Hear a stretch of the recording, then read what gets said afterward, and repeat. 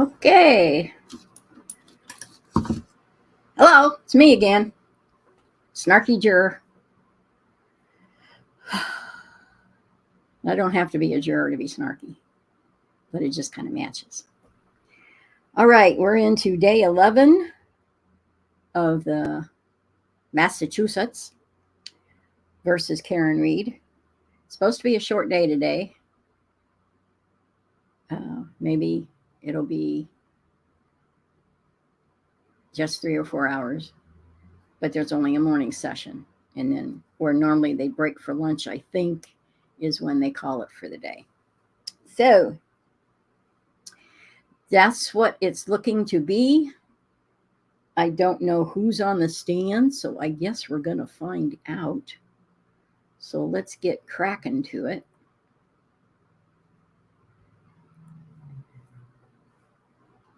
I've got it paused. All right. Commonwealth versus Karen Reed, 22117. Counsel?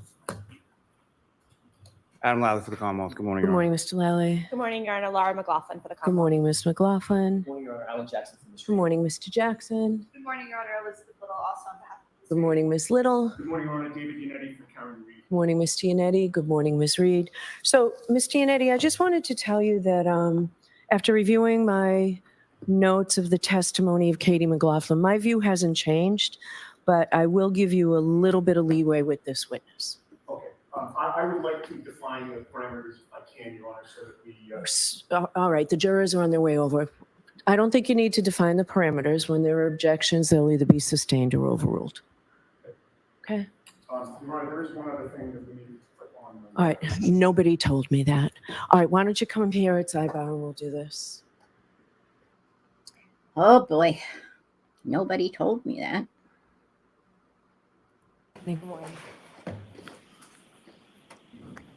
Caitlin Albert is on the stand again. Sure. The dog. Ms. Albert. Good morning. Ms. Albert, I'd like to go back to a discussion of Katie McLaughlin. Okay. Daughter Brian and Nicole. Yesterday, I asked you a 4-word question, and that question was, who is Katie McLaughlin? Do you recall that question? I do. You would agree with me that your response was not, she's a firefighter. Correct. Your response was not, she's a friend. Correct. Your response was not, I've known her for years. Well, I sort of alluded to that when I said that I've known her since high school. Right. Your response was that she was somebody that you knew in high school, correct? I said that I went to high school with her and she's my same age. We graduated the same year. Right. Yes. So you referenced high school, correct? Yes. All right. You would agree with me that you've seen her several times since high school, correct? Yes. You have hung out in the same group with her several times since high school, correct? Yes. So why And the you Asian? graduated high school in 2014. Yes. It is now 2024. And same. Yes. Your contact with Katie McLaughlin has been fairly consistent over the years in that it continued at least until 2021, correct? I would agree with that, although it was far and few between. But Is that throughout the because- years, yes. Do you say that because the photographs are far and few between? Objection. Sustained. All right. What's wrong with that? You would agree with me that there was not a 3-year period prior to January 29th of 2022 where you didn't see Katie McLaughlin at all, correct? A 3-year period? Right. I can't say 100% yes to that, but I wouldn't be surprised if I had seen her at some point in time over the past couple of years and before John O'Keefe's passing. Yeah. Seen her a couple of times, does that mean that maybe you bumped into her and said hello?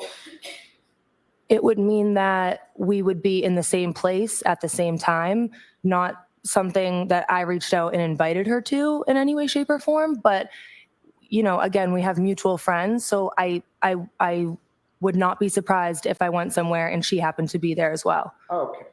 And it would have been a surprise to you that she showed up at whatever place you were at in those 3 years? Is that your testimony? No, it would not have been a surprise to You me. would have known in advance that Katie McLaughlin was going to be at the same place that you were in advance.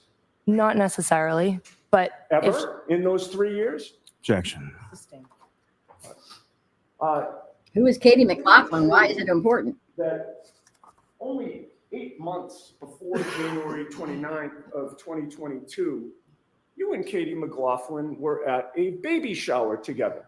Objection. Do you know that? Yes. Go ahead and answer. yes, we did. You were. Whose baby shower was it? It was a mutual friend of ours. What's her name? Her name's Alyssa. And how many people were at that baby shower? I can't say for sure. I mean, it was Alyssa's family All right. and a bunch of friends. I can't put a number on it. Katie already the testified. friends all gathered together and took a photo together with the woman having the baby shower, correct? Objection. Was there a photo taken? I believe so. You were in that photo, correct? Yes, Who was standing next to you? I don't have it in front of me. Okay, if you saw the photo, would that refresh your memory? Yeah. May I approach? Yes.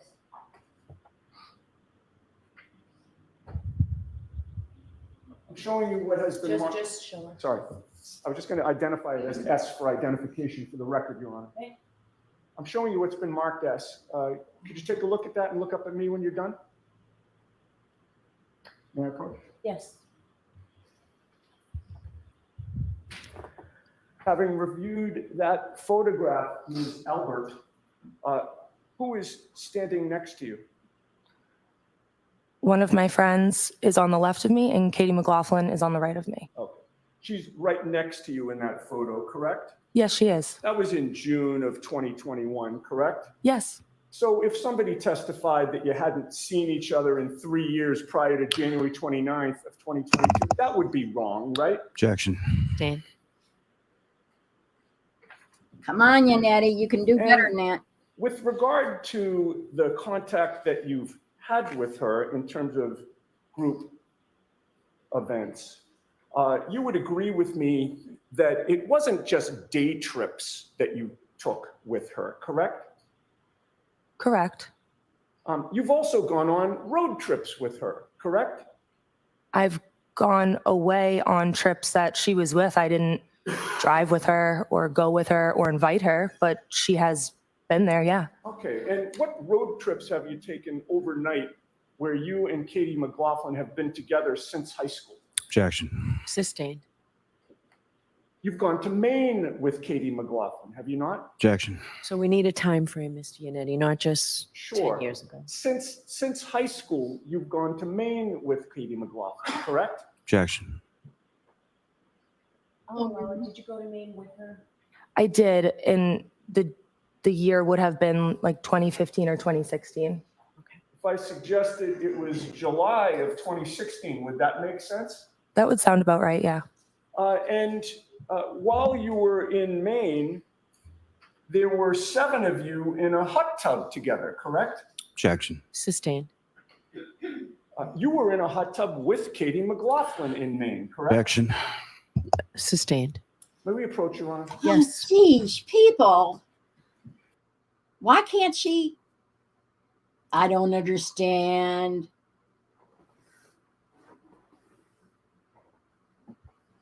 Jeez. How many different ways do you have to say the same thing? And Yannetti, you should be better at this.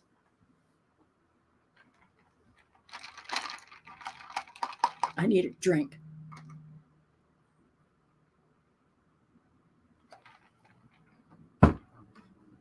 Jeez. My doggy was in here a bit ago.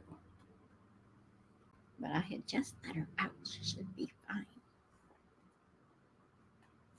Notice I didn't call my dog it, like certain Alberts do. They didn't call her a her. They didn't call her Chloe. They didn't call her the dog. They called her it. which pisses me off. You'd mentioned that you'd been to Maine with Katie McLaughlin in 2016. Where was it in Maine? I'm not sure the exact town. Right. Probably 4 hours away. I'm not sure how long it took to get up there. It wasn't 10 minutes away. No. Right? And it wasn't a half hour. No, All right. It was more than 2 hours, correct? maybe. And you drove, correct? Yes. How many days did you spend in Maine? I'm not sure, maybe 2. All right. So you were up in Maine over a weekend Foundation. with Katie McLaughlin, correct? They had to. Yes, as well as a bunch of other friends. Oh, of course. But the answer to my question is you were with Katie McLaughlin, correct? Objection. Sustained. How many times have the two of you been to the beach together since high school? Objection. Do you know? If you can answer that, go ahead and answer. I know that we have been to a beach together, but I don't know how many times. I could guess. Don't guess. Okay. Next question, Ms. You Giannetti. said a beach. Does that mean that the two of you only go to one particular beach? No, No, you've gone to multiple beaches with Katie McLaughlin, correct? not that I can remember. I can't remember how many times. I have one memory, but I can't say for sure how many times I've been to a beach with Katie McLaughlin. If I showed you a photograph of the two of you on a beach together in bikinis, would that refresh your memory? Objection. Ms. Giannetti, you can show her a photograph. Thank you. If I may approach. Yes.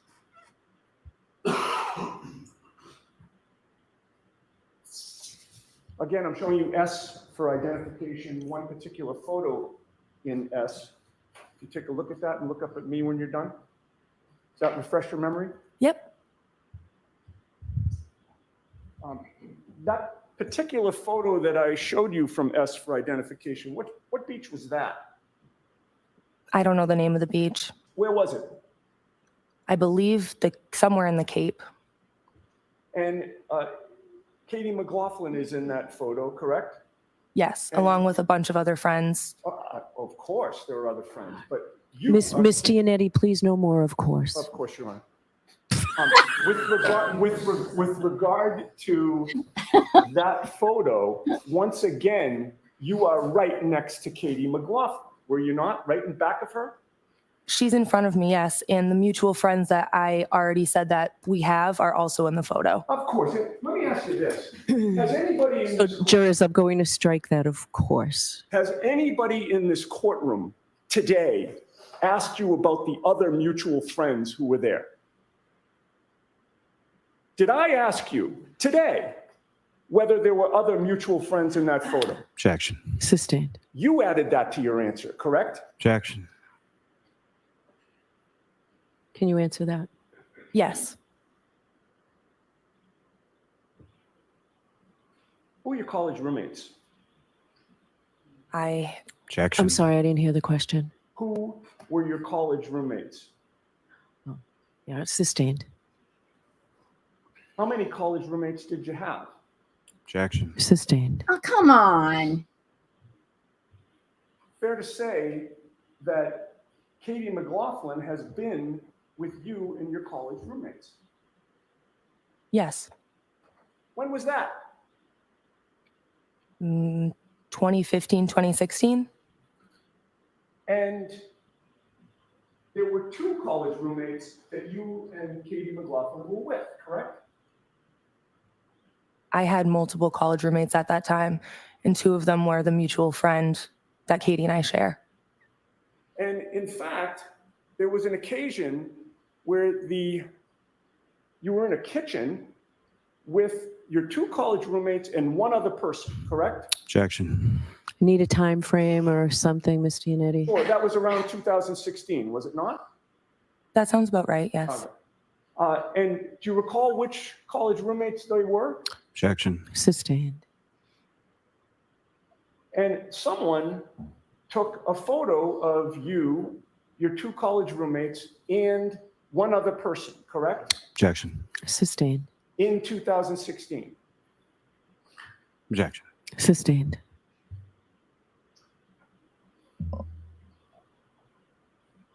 May we approach? Okay. Okay, she didn't do any sidestepping yesterday, but today she seems to be doing a lot. But Yannetti is pushing too hard and he's not thinking his questions through. And that's why they're getting objected to. He's trying too hard, too fast. Boom, boom, boom, boom, boom. If you speak with Caitlin calmly and reasonably, she calmly and reasonably answers. But I think they're still trying to, if I'm remembering, I believe when Katie McLaughlin testified, she perjured herself because there were some falsities there that they're still trying to prove. And I think Caitlin here could be part of that, because I think it was about whether or not they knew each other or some such thing. I don't remember. I don't have all the nuances and the behind the scenes stuff. And all I know is it strikes me as odd. And if I was a juror, I'd be writing down her name and Katie McLaughlin's name, excuse me, or however you say her name.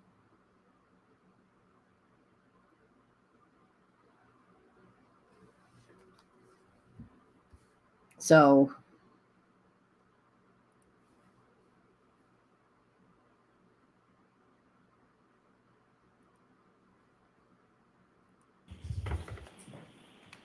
I'm showing you another photo from S for identification, ma'am. If you look at that and look up at me when you're done.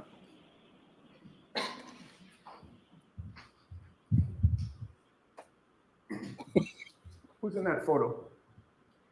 Myself, two of my college roommates, and Katie McLaughlin. Okay. So Katie McLaughlin's the only one in that photo who's not one of your roommates, correct? Yes. And was this a situation where she just showed up unexpectedly like all the other times? You had no idea she was going to be there? Objection. Ask the question differently. That it's sustained in that form. Thank you, Ron. Did you expect, by the way, whose kitchen is that? It was the college house that I lived in. So your kitchen. The house we were renting, yes. You lived in that kitchen. Yes. And Katie McLaughlin's in your kitchen, correct? Yes. Who invited Katie that day? The two mutual friends that I lived with. Okay. Certainly you didn't invite Katie, correct? I did not. Because you're not close friends with her at all, correct? I am not. In fact, you don't really like her very much, do you? Objection, Your Honor. Sustained. You guys were teammates on the track or cross country team back in high school, correct? I don't recall that, actually. We could have been. I'm not sure. If I may approach? Yes. now that's an evasion there. Once again, place S for identification before you, ma'am. If you look at the first page and then the second page,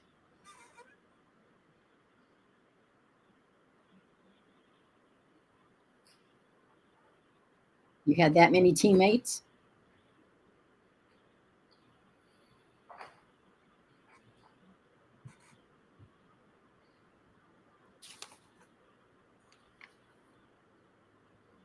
That's a big team.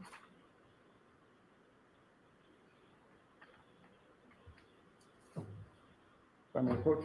Yes. Having reviewed those 2 pages, does that refresh your memory about your teammate, Katie McLaughlin? Yes, it does. And you certainly were teammates in high school, correct? Yes.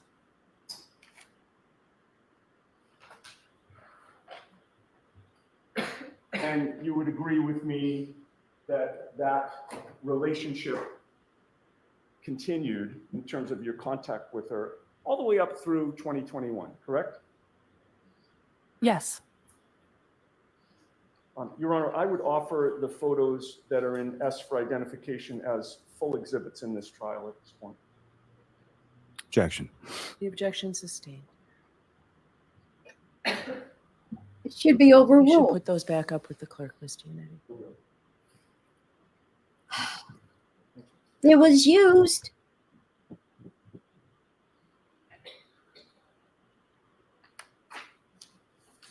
Now, you testified that you knew Brian Higgins prior to January 29th of 2022, correct? Yes. You knew him as a good friend of your father's, correct? Yes. He arrived at 34 Fairview Road, your parents' home, on January 29th of 2022 after you got there, correct? Again, yes, because me and my parents were the first ones inside from what I remember. Did you see what Brian Higgins drove to get there? I did not. You did not see where he parked his vehicle. I did not. At some point, you saw him inside the home, correct? Yes. And he made it into the kitchen and dining room area where you were, correct? Yes. You agree that at some point, Brian Higgins and your father, Brian Albert, left that area to go to another room, correct? Yes. So it's fair to say there was at least some portion of the night when Brian Higgins and your father were out of your field of vision, correct? I don't agree with that because the room that I had seen them go into has an open doorway and you can see right into the family room that they were in. So I could actually see them in there. Gotcha. How long were you there when Brian Higgins and your father, Brian Albert, were there? Inside the family room? I'm talking from that whole night. When you're at 34 Fairview, how much time lapsed between the time you first saw Brian Higgins and Brian Higgins left the residence?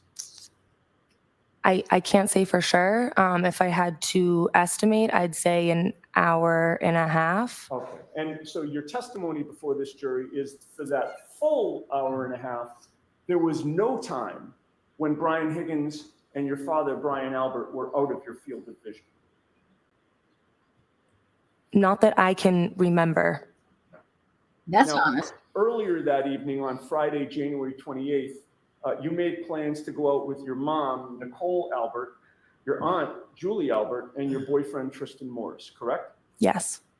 From the beginning of that night, the plan was for Tristan to go home early, correct? Yes. And that was because he had to get up early to plow or shovel, correct? Yes. He had to get up really early, correct? Yes. The plan was for him to shovel or plow at 3 a.m.? He was, from what I recall, he was on standby for like 3. It could have been any time after that. Oh, I see. So it could have been that he had to get up at 3 or maybe a little bit later, correct? Yes. And it was for that reason that when he was at the waterfall with you, he only had a couple of drinks, correct? From what I remember, yes. And from the beginning of the night, you knew that it was going to be iffy as to whether he would be able to get much sleep at all, correct? It wasn't really something we discussed. Well, the reason he was going home early and only having a couple of drinks was to see if he could catch some sleep before what would be a very difficult work morning, correct? Yes.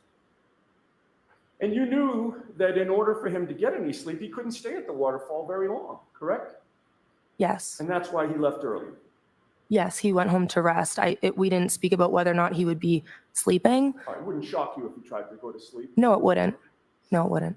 You stayed believing that Tristan was going to try and rest and sleep, correct? Yes.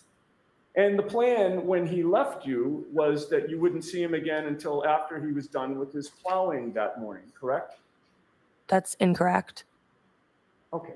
So is it your testimony that the plan from the beginning was that Tristan was going to drive from Canton to Easton and get some rest, and then drive from Easton to Canton to pick you up so that he could take you back from Canton to Easton? That was the plan?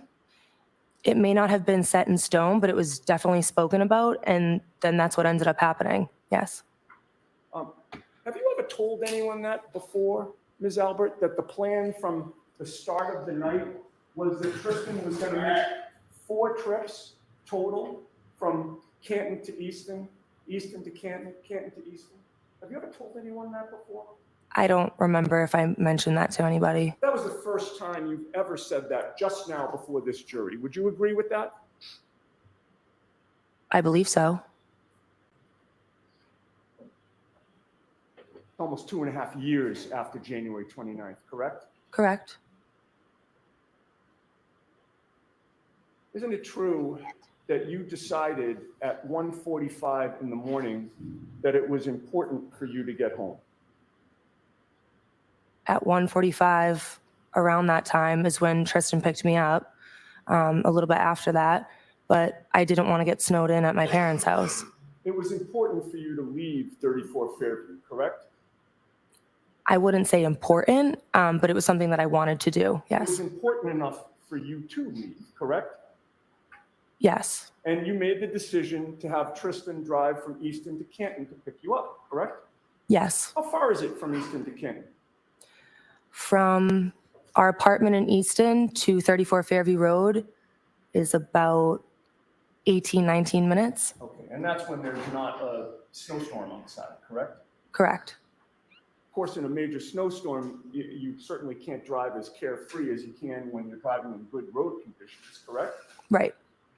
And very your red. boyfriend was making that trip multiple times that night, correct? Yes.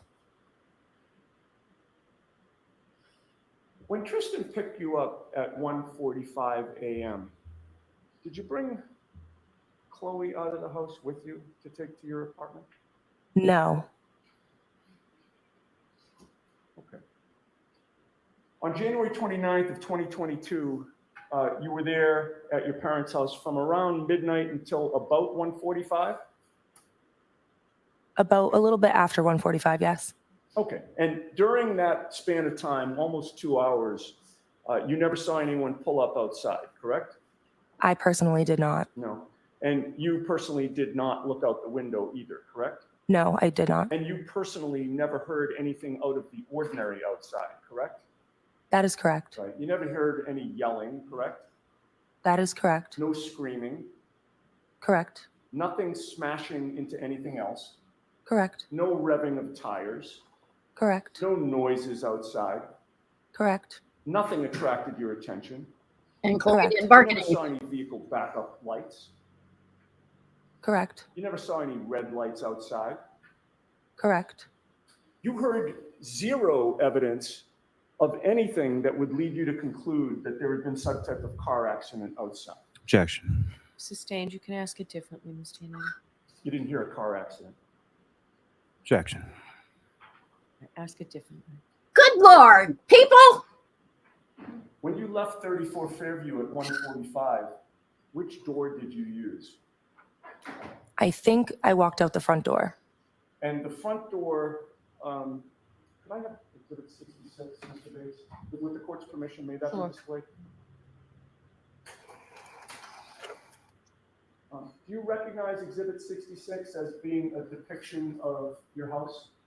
Yes. The front door to your home, there are actually 2 of them, correct? Yes. And when you say the front door, you're referring to the door that's lit up in that photo? Yes. You can take that off the screen. I'd like to ask you some questions about what you saw or didn't see within the first couple of seconds while you were stepping outside. Coming out the front door of your house, you would agree with me that your parents' front lawn is directly in front of you, correct? Yes. By that time, snow had started to accumulate at 1:45 a.m., correct? Yes. Against that white snow, did you see a black baseball cap? I did not. As you stepped out of the house, did you see a black sneaker?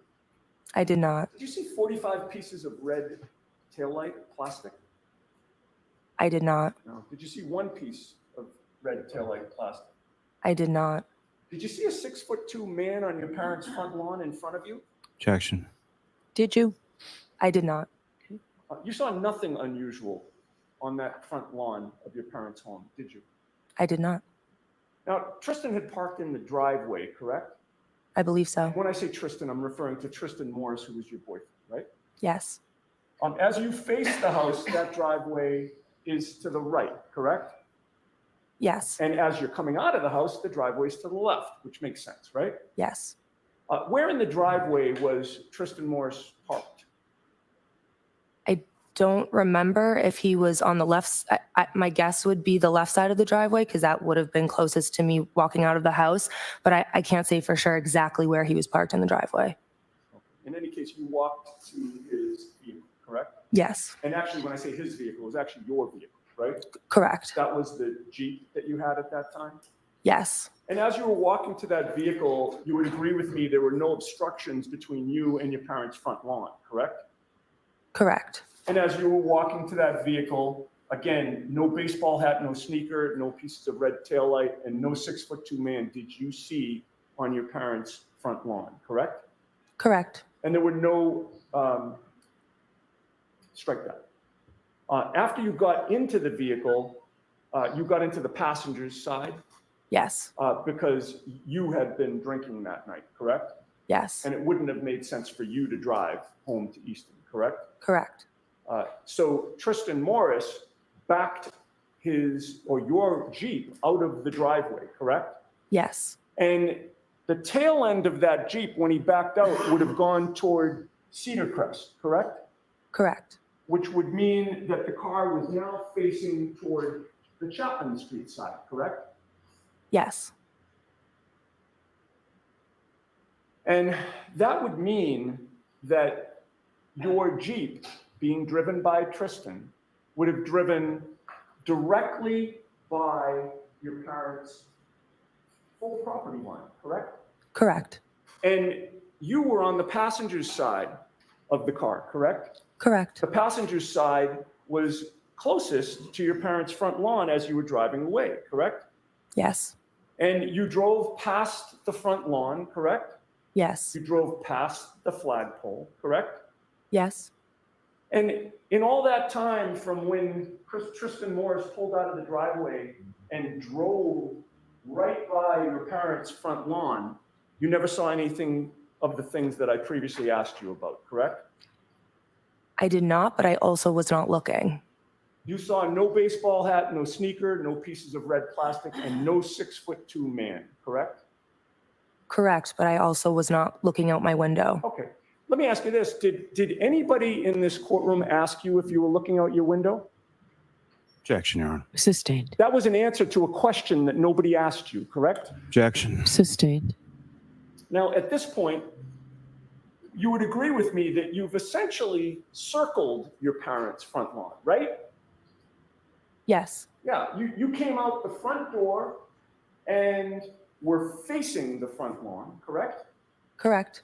Then you're walking to the left, which means that the front lawn is to your right, correct? Correct. Then you're backing up out of the driveway, which means the front lawn is still to your left, correct? Correct. And when Tristan pulls the car such that the Sirens. when Tristan Morris pulls the car such that the car is now operating parallel to your front lawn, now the front lawn's to your right, correct? Correct. And with regard to all of that time that you were circling that front lawn, you never saw anybody or anything out of the ordinary on that lawn, correct? I did not. And you also didn't see any tire tracks in the snow, did you? Not that I can remember. Let me have a moment. Yes.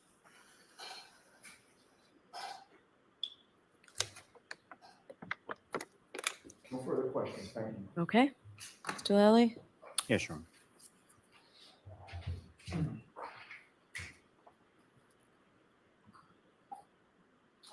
Good morning, ma'am. Good morning.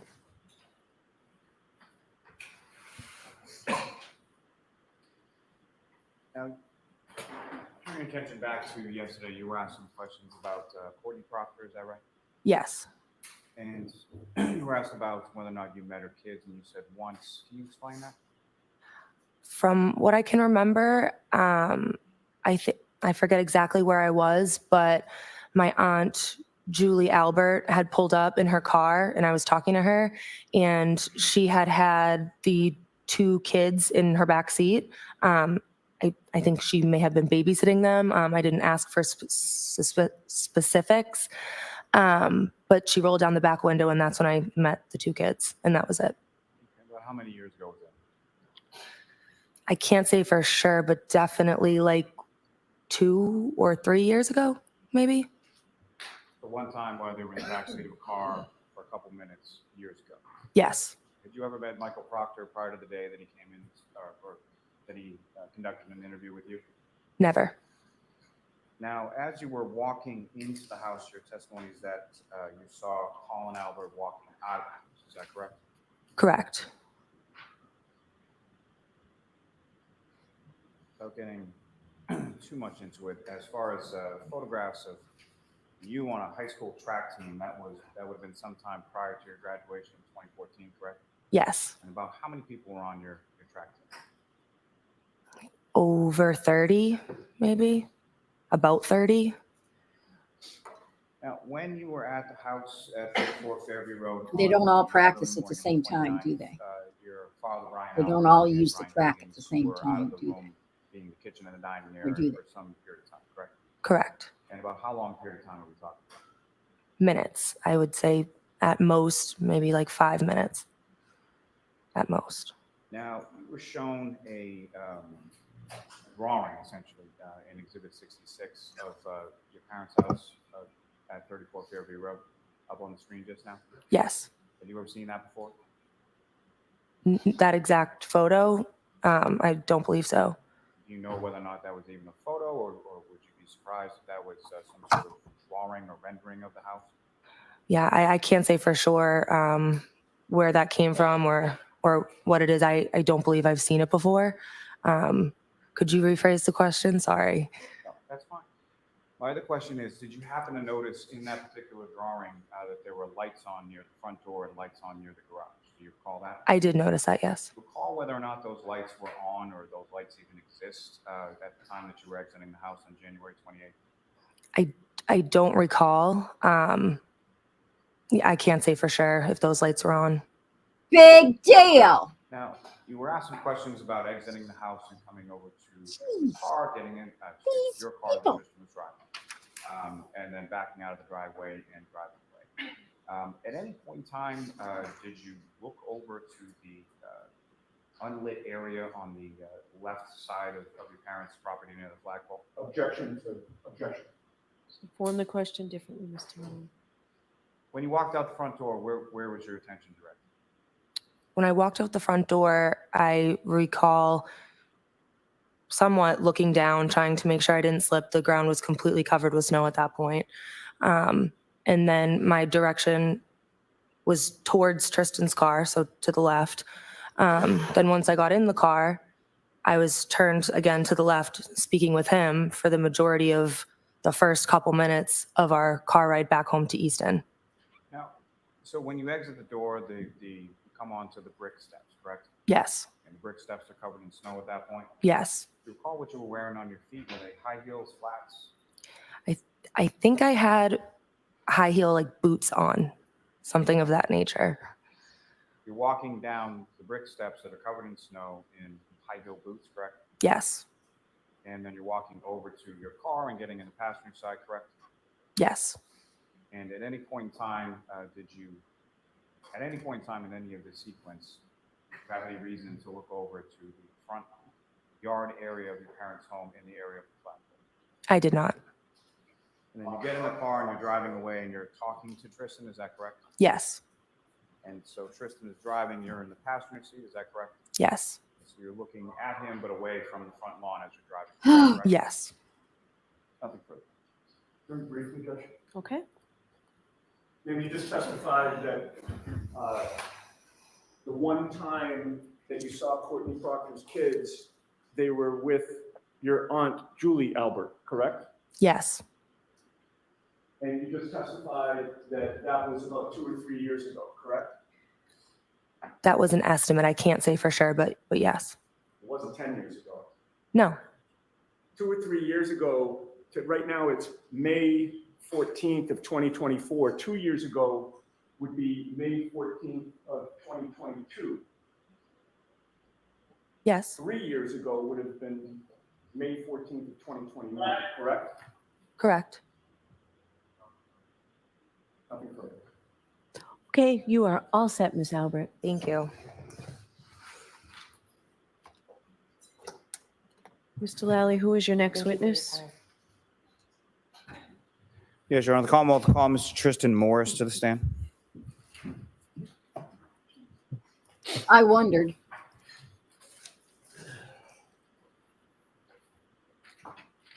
Tristan Morris.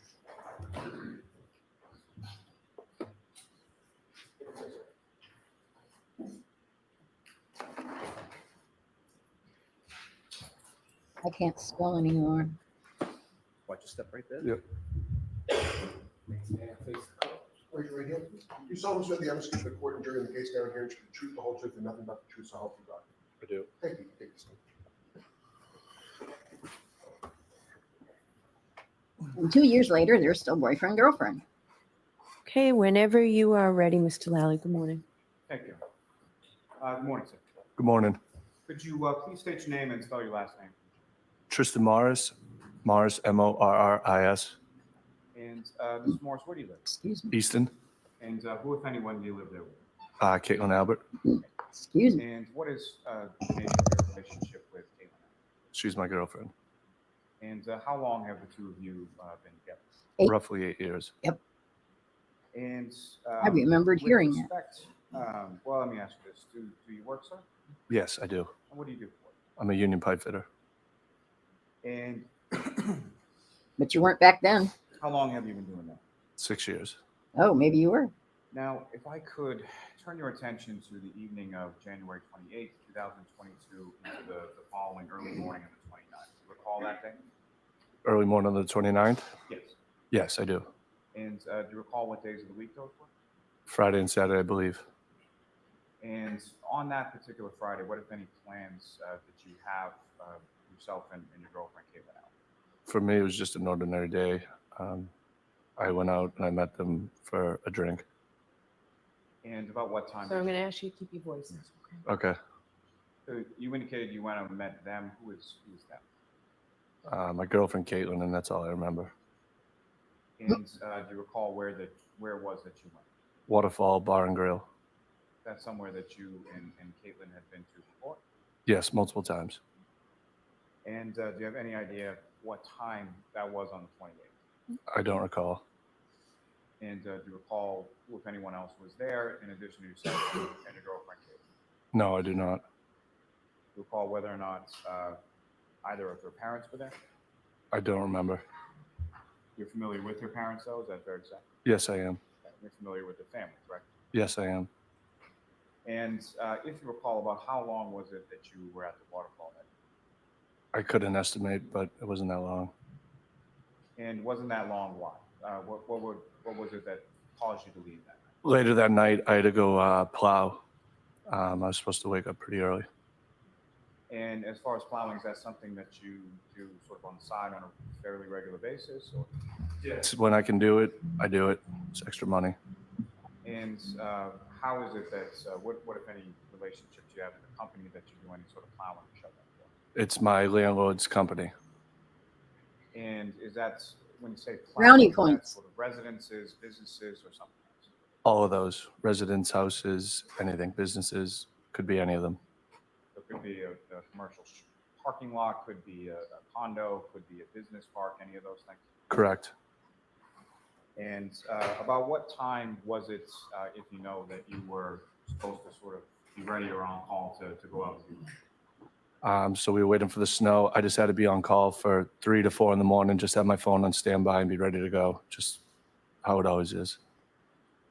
And so when you left, or when you went to the waterfall in Canton, at that time, was it snowing? I don't believe so. And when you left the waterfall to go home, why did you went home to rest? Is that fair to say? Yeah, I needed to sleep. Yes. And when you left the waterfall to go home to Easton to get some rest or to get some sleep, was it snowing at that point? I don't remember. And at some point prior to you going out and either plowing or shoveling early that morning, who, if anyone, was contacted? Can you repeat the question, please? After you went home to rest or get some sleep, well, first of all, were you able to get any sleep? Barely. And while you were home in Easton, who, if anyone, was reaching out to you? Yes, my girlfriend. And so your girlfriend, Caitlin, was it calling, texting? How was she reaching out to you? I believe both. And about what point in the evening did you start to get calls or texts from her? I don't remember. And at some point, based on those calls and texts, what, if anything, did you do? Can you elaborate? At some point, did you leave Easton and go back to camp? Yes, I did. And do you have any recollection of when that was over the course of the evening or the early morning? No, I don't remember a time. And in relation to when you got, let me ask you this, as far as the calls and the texts that you received from your girlfriend, Caitlin, was that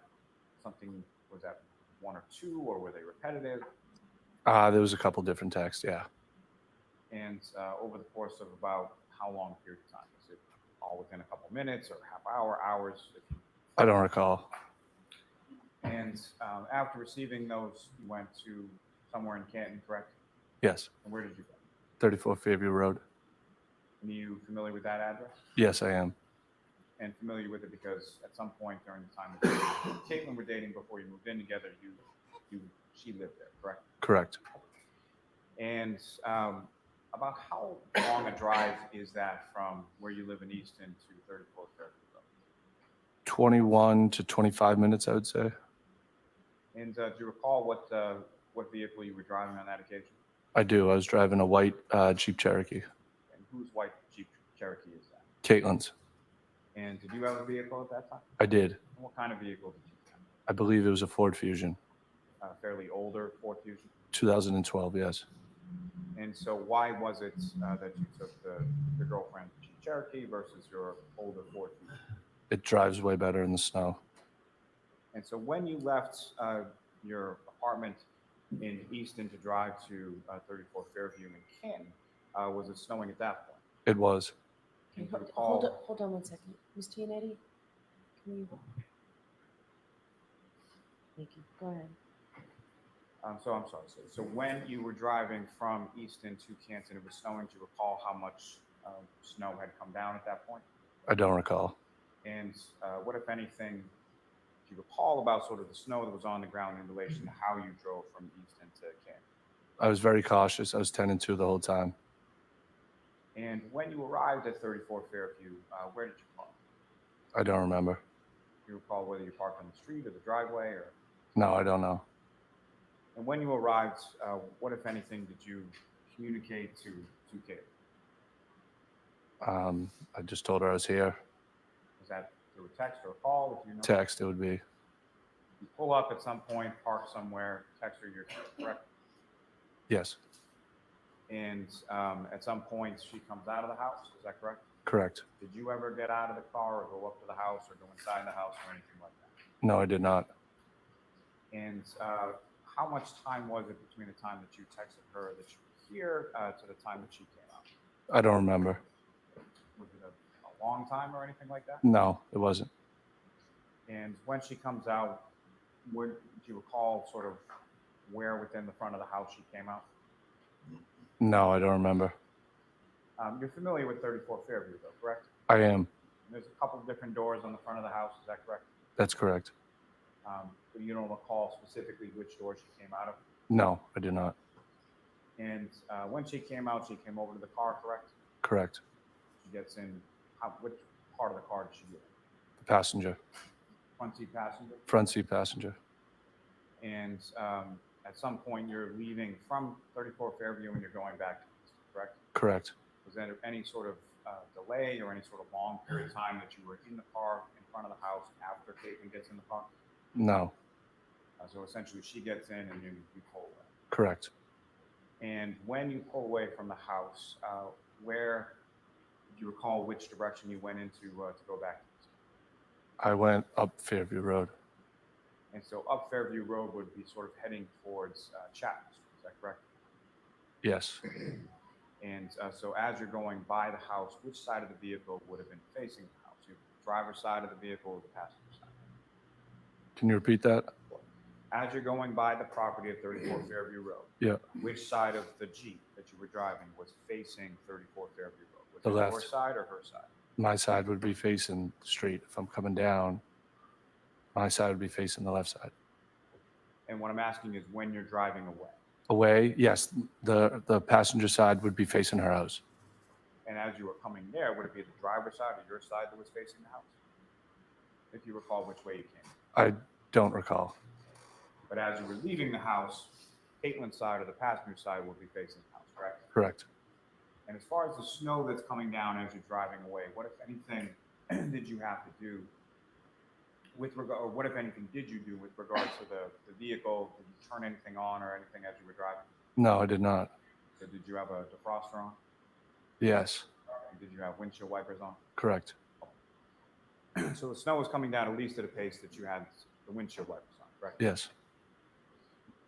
And during that drive,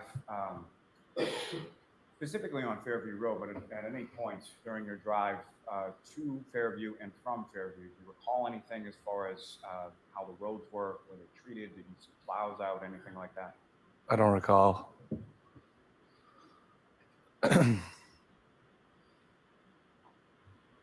May I have one moment, Your Honor? Yes. If you must. Now, as far as when Caitlin gets into your car, how would you describe her demeanor? Normal as always.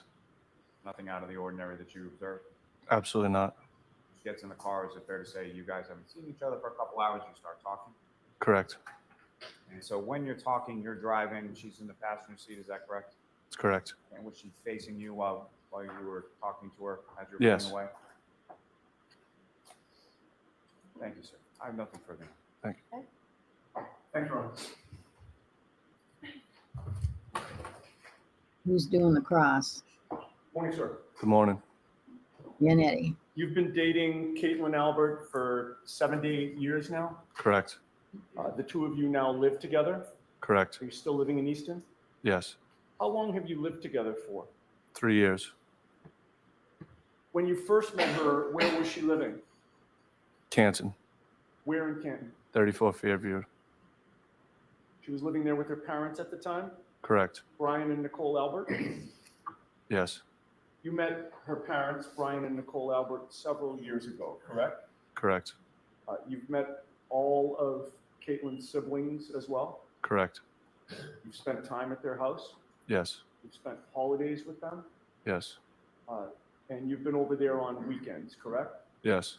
It's fair to say that over the last 7 or 8 years, you've been with the Albert family quite a bit, correct? Yes. And you've also been with the McCabe family, correct? Yes. And even though you're not married, you consider yourself just about one of the family, correct? Yes. Since Don't go there, Yannetti. John O'Keefe's death, you have continued associating with both the Alberts and the McCabes, correct? Yes. Because you're still dating and living with Caitlin, correct? That is correct. And in June of 2022, a few months after John O'Keefe's death, you went to Ned Devine's in Boston with many, many men in the family, correct? Yes. That includes the Alberts, correct? Yes. And that includes the McCabes. Yes. Do you recall So? who was there that night? No, I don't. I showed you a photograph from that night. Did that refresh your memory? Yes. Can I approach you on it? Yes.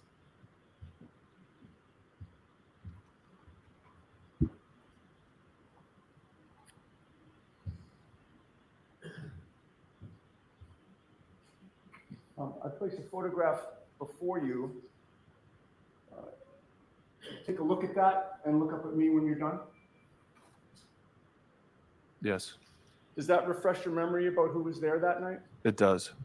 Are you, by the way, how many people are in that photograph? Do you want me to count? With the court's permission. Okay, go ahead and count. And after you count, let's mark this for identification, please. Yes, 12. 12 people, including myself. Okay, if I could have that marked for ID. 12, including myself. Well, that can be admitted, but the other ones can't.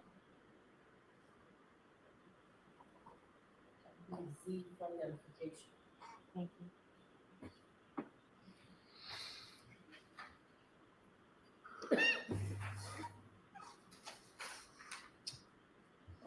You would agree with me, sir, that at that night at Ned Devine's in Boston, everybody there was, except for you, was either an Albert or a McCabe? Yes, that's correct. And the photo that you or somebody decided to take was all of you with your fists clenched, correct? Objection. Sustained. Show the picture. Did you clench your fists that night? Objection. Sustained. Did all of the Alberts and McCabe's clench their Objection. fists that night? Sustained. That photo was posted to social media, was it not? Yes, it was. And it was posted by somebody named Kevin Reardon. Yes. Who's Kevin Reardon? My girlfriend's cousin. He's actually the son of one of Nicole and Julie Albert's sisters, correct? Yes. And you've met him as well, correct?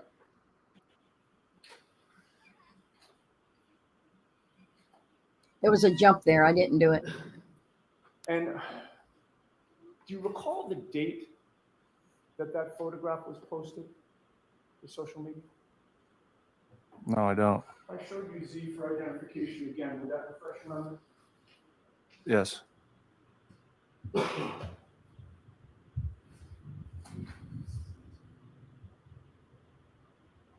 And I'll take it back from you. You've had a chance to look at it. Yeah. Yeah, okay. Having reviewed Z for identification, does that refresh your memory as to the date of the posting of that photograph? Yes. Were you aware at that time that, and by the way, what date was it? You just showed me. I know, and I'm asking you to tell the jury. It's June 5th. It was dated. Of 2022? Yeah. Were you aware that June 5th of 2022 was 4 days before Karen Reed was indicted for this case? Objection, Your Honor. The objection sustained. Were you and the Alberts and the McCabes celebrating the indictment of Karen Reed? Objection. Were you? No. But he looks awful uncomfortable. Thank you.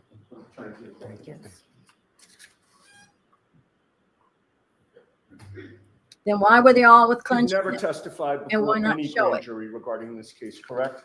I haven't. You've never testified previously in any hearing regarding this case, correct? I haven't. You were at 34 Fairview Road in Canton at 1:45 in the morning or about 1:45 on January 29th of 2022, correct?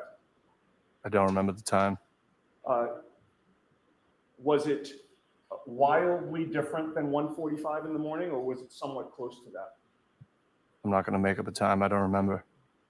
Was it 9 p.m. on the 28th? I don't remember times. So if I asked you if you were there to pick up your girlfriend Caitlin at 9 p.m. on January 28th, you couldn't say if that's true or false? No, because I'm not making up a time. Okay, so it could have been 9 p.m. that you were there, not 1:45 in the morning. I didn't say that. Well, you've just said that you can't rule out that it was actually 9 p.m. on the 28th, didn't you? Dancing. Objection, Your Honor. Can you answer that? Did you say that? I didn't say anything. I don't remember a time. No, I understand. So I'm not going to make up a time. Hold on. Only one person can speak at a time. I don't, it could have been later, could have been earlier. I don't know a time. Right, but it couldn't have been 9 p.m. on January 28th. Could it have been? I don't know. Got him rattled. Okay. What time were you at the waterfall? I don't remember. Were you at the waterfall? Yes, I was. On what date? The 28th. Was it in the morning? It was at nighttime. It was at night, okay. What time did you leave the waterfall? I don't remember. Did you leave at 5 p.m.? I don't remember. So it could have been 5 p.m. that you left. Could have been 5 in the morning. I don't know. No, now you're getting.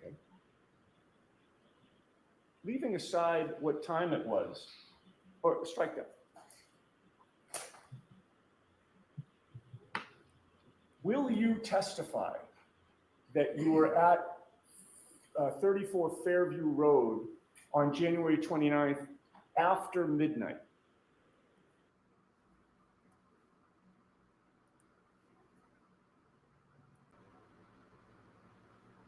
I had to let the doggy out, so I paused for a minute. I don't remember a time. Okay.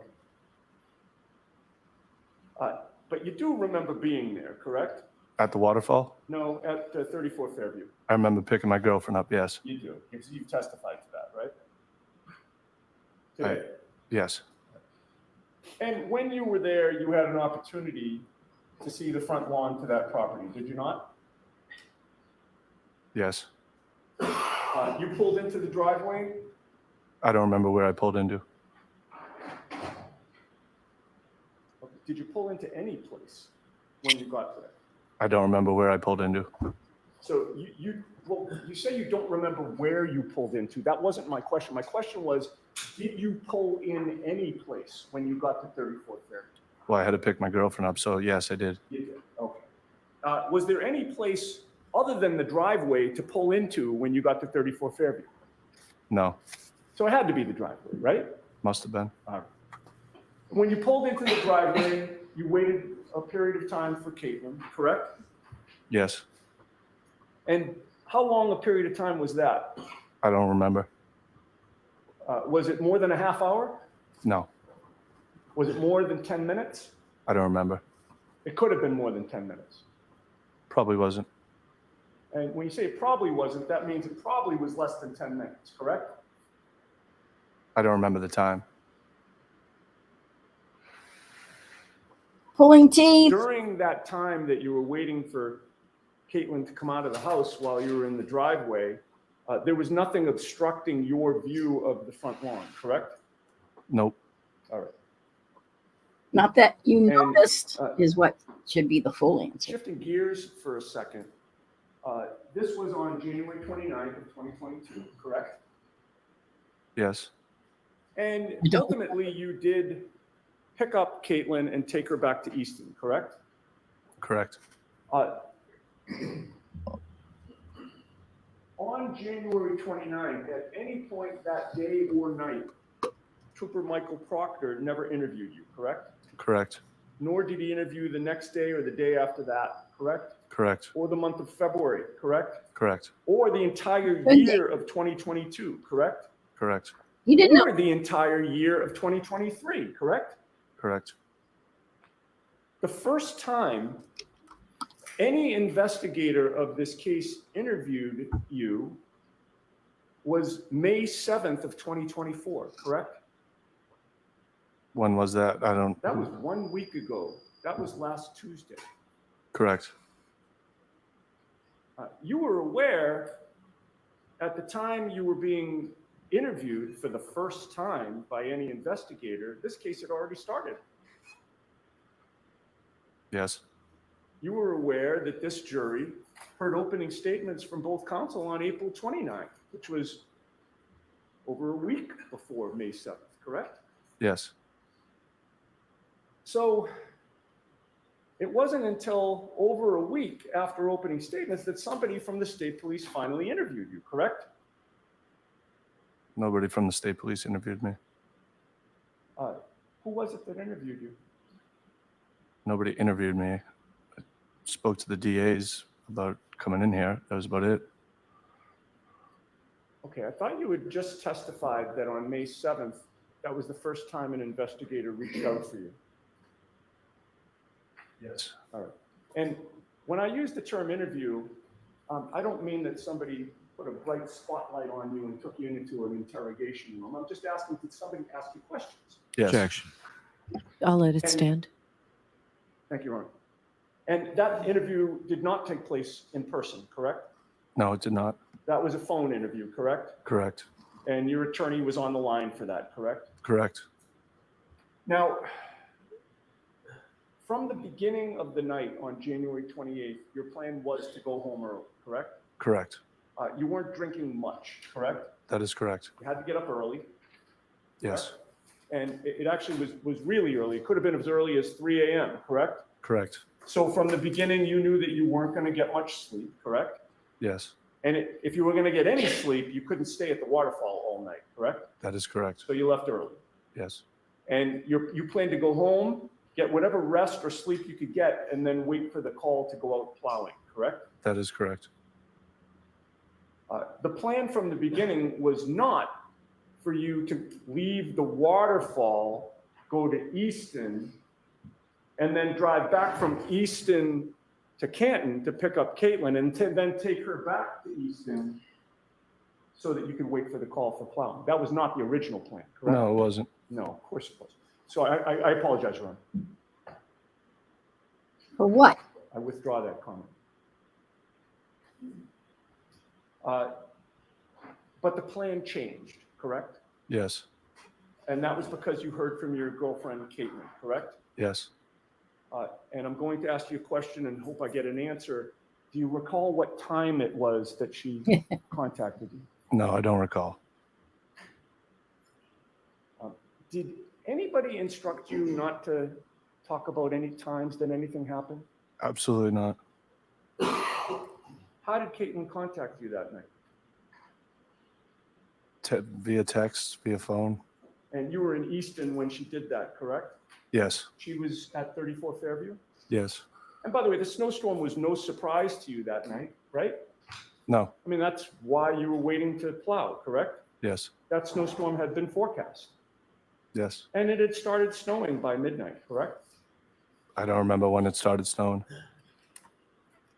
But for some reason, Caitlin now needed to get picked up before you went plowing, correct? Yes. That meant, despite the fact that you had to get up potentially at 3 a.m., you now had to make the trip back and forth between Canton and Easton a second time, correct? Yes. Did she give any reason And why? you considered it to be important enough that you agreed to pick up Caitlin despite the changing plans, correct? Correct. All right. Now, when you pulled into that driveway, you at least temporarily parked in the driveway waiting for her, correct? Yes. What other cars were in the driveway at that time? I don't remember. What side of the driveway did you park on? I don't remember. After you parked, you texted Caitlin to tell her that you were there, correct? Yes. And you previously testified that you don't remember how long it took for her to come out of the house, correct? I don't remember. And I started to ask you, and I'll just finish that line of questioning. At that point, the front lawn of the house was to your left, correct? It would have been, yes. Right. And there were no obstructions between you and the front lawn blocking your view, correct? I wouldn't be staring at her grass, so no. Okay. I didn't ask you where you were staring. I was just asking if there were any obstructions. Okay, yeah. And the answer to that question is? No. Was snow starting to accumulate at that time? I don't remember. You recall if there was any snow on the ground? Yes, because I was driving cautiously. And against that white snow, did you see a black baseball cap? Absolutely not. And as you sat in that driveway, you also did not see a black sneaker? Absolutely not. And you also did not see 45 pieces of red plastic No. or even one piece? No. And you certainly did not see a 6'2" man on the lawn of your girlfriend's parents' home, correct? No, I did not. You saw nothing unusual in that front area of the lawn, correct? No, I did not. Caitlin got into the Jeep. Correct. The plan was for you to drive the Jeep back to Easton with her, correct? Yes. You backed out of the driveway, correct? And you turned the rear end of that car toward Cedar Crest, correct? Not towards Cedar Crest. I was going up the hill. So it should Okay, be Fairview. if I suggested to you that going up the hill would take you towards Chapman, does that make sense? Yeah. Okay, and the other end of the street was Cedar Crest, right? Towards that way, yes. Okay, so the rear end of your car was towards Cedar Crest and you were facing up the hill towards Chapman, right? Yes. All right. That would have meant that you were driving your vehicle past really the entire length of Brian Albert's front lawn, correct? Yes. And the front lawn would have been on Caitlin's side of the car, correct? Yes. And you drove past the flagpole that you're familiar with, correct? Yes. And as you drove past that entire front lawn, you never saw any of the things I previously asked you about: the baseball hat, the sneakers, the pieces of red plastic, or a 6'2" man, correct? I did not. You saw nothing out of the ordinary, correct? Correct. And you saw no tire tracks in the snow leading to the Albert's front lawn, did you? I did not. You didn't see anything that would lead you to conclude that there would have been a car crash there, correct? Absolutely not. Sustained. No further questions. Thank you, Ron. Hey, anything, Mr. Lally? Just briefly on. I don't understand.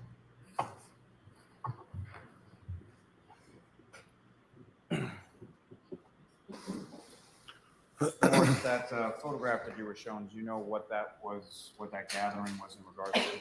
No, I don't. Now, prior to you leaving the waterfall, or during the course of any of the texts or phone calls that you received from Caitlin, was there any sort of reason that was discussed as far as picking her up and bringing her to Easton before you went off to Plow? Can you repeat that? From your discussions with Caitlin, what was the reason that you went back to 34 Fairview to pick her up and bring her home? Objection. I'll allow it. Why'd you do that? Well, she's high maintenance. I didn't really want to have to deal with it.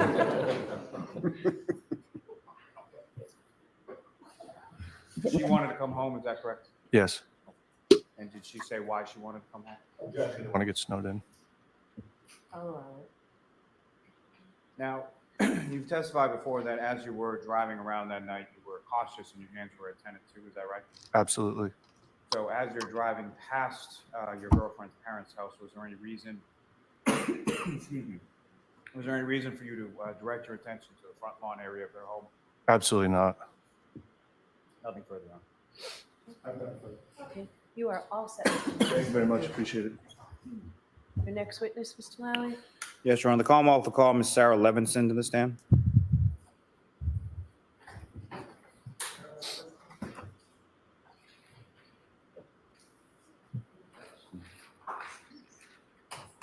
Let's see if I can spell that correctly.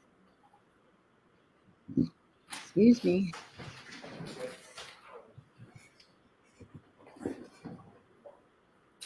This is witness number 30. All this way, just watch your step on. Name, stand, and face the clerk. Raise your right hand. You solemnly swear to give the court and jury in the case down here to the truth, the whole truth, and nothing but the truth, so help you God.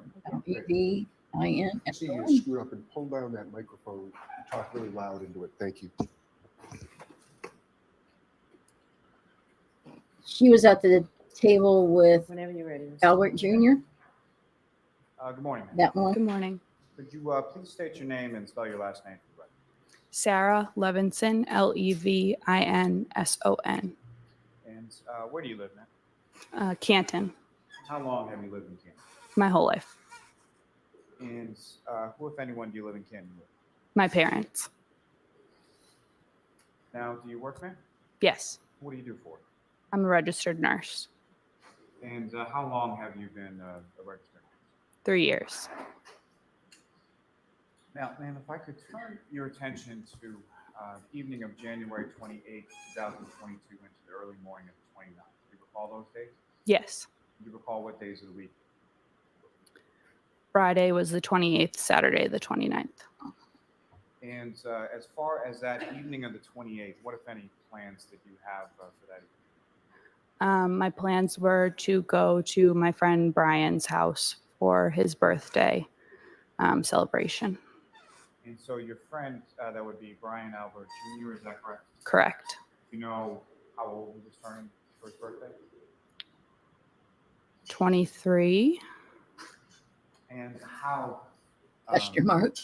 how long or how did you know Brian Albert Jr. at that? We met in high school. He's the grade below me. So I would say now it's been about 10 years, so about 8. And that his house as far as 34 Fairview Road, had you been there before? Yes. Plenty of times, is that? Yes.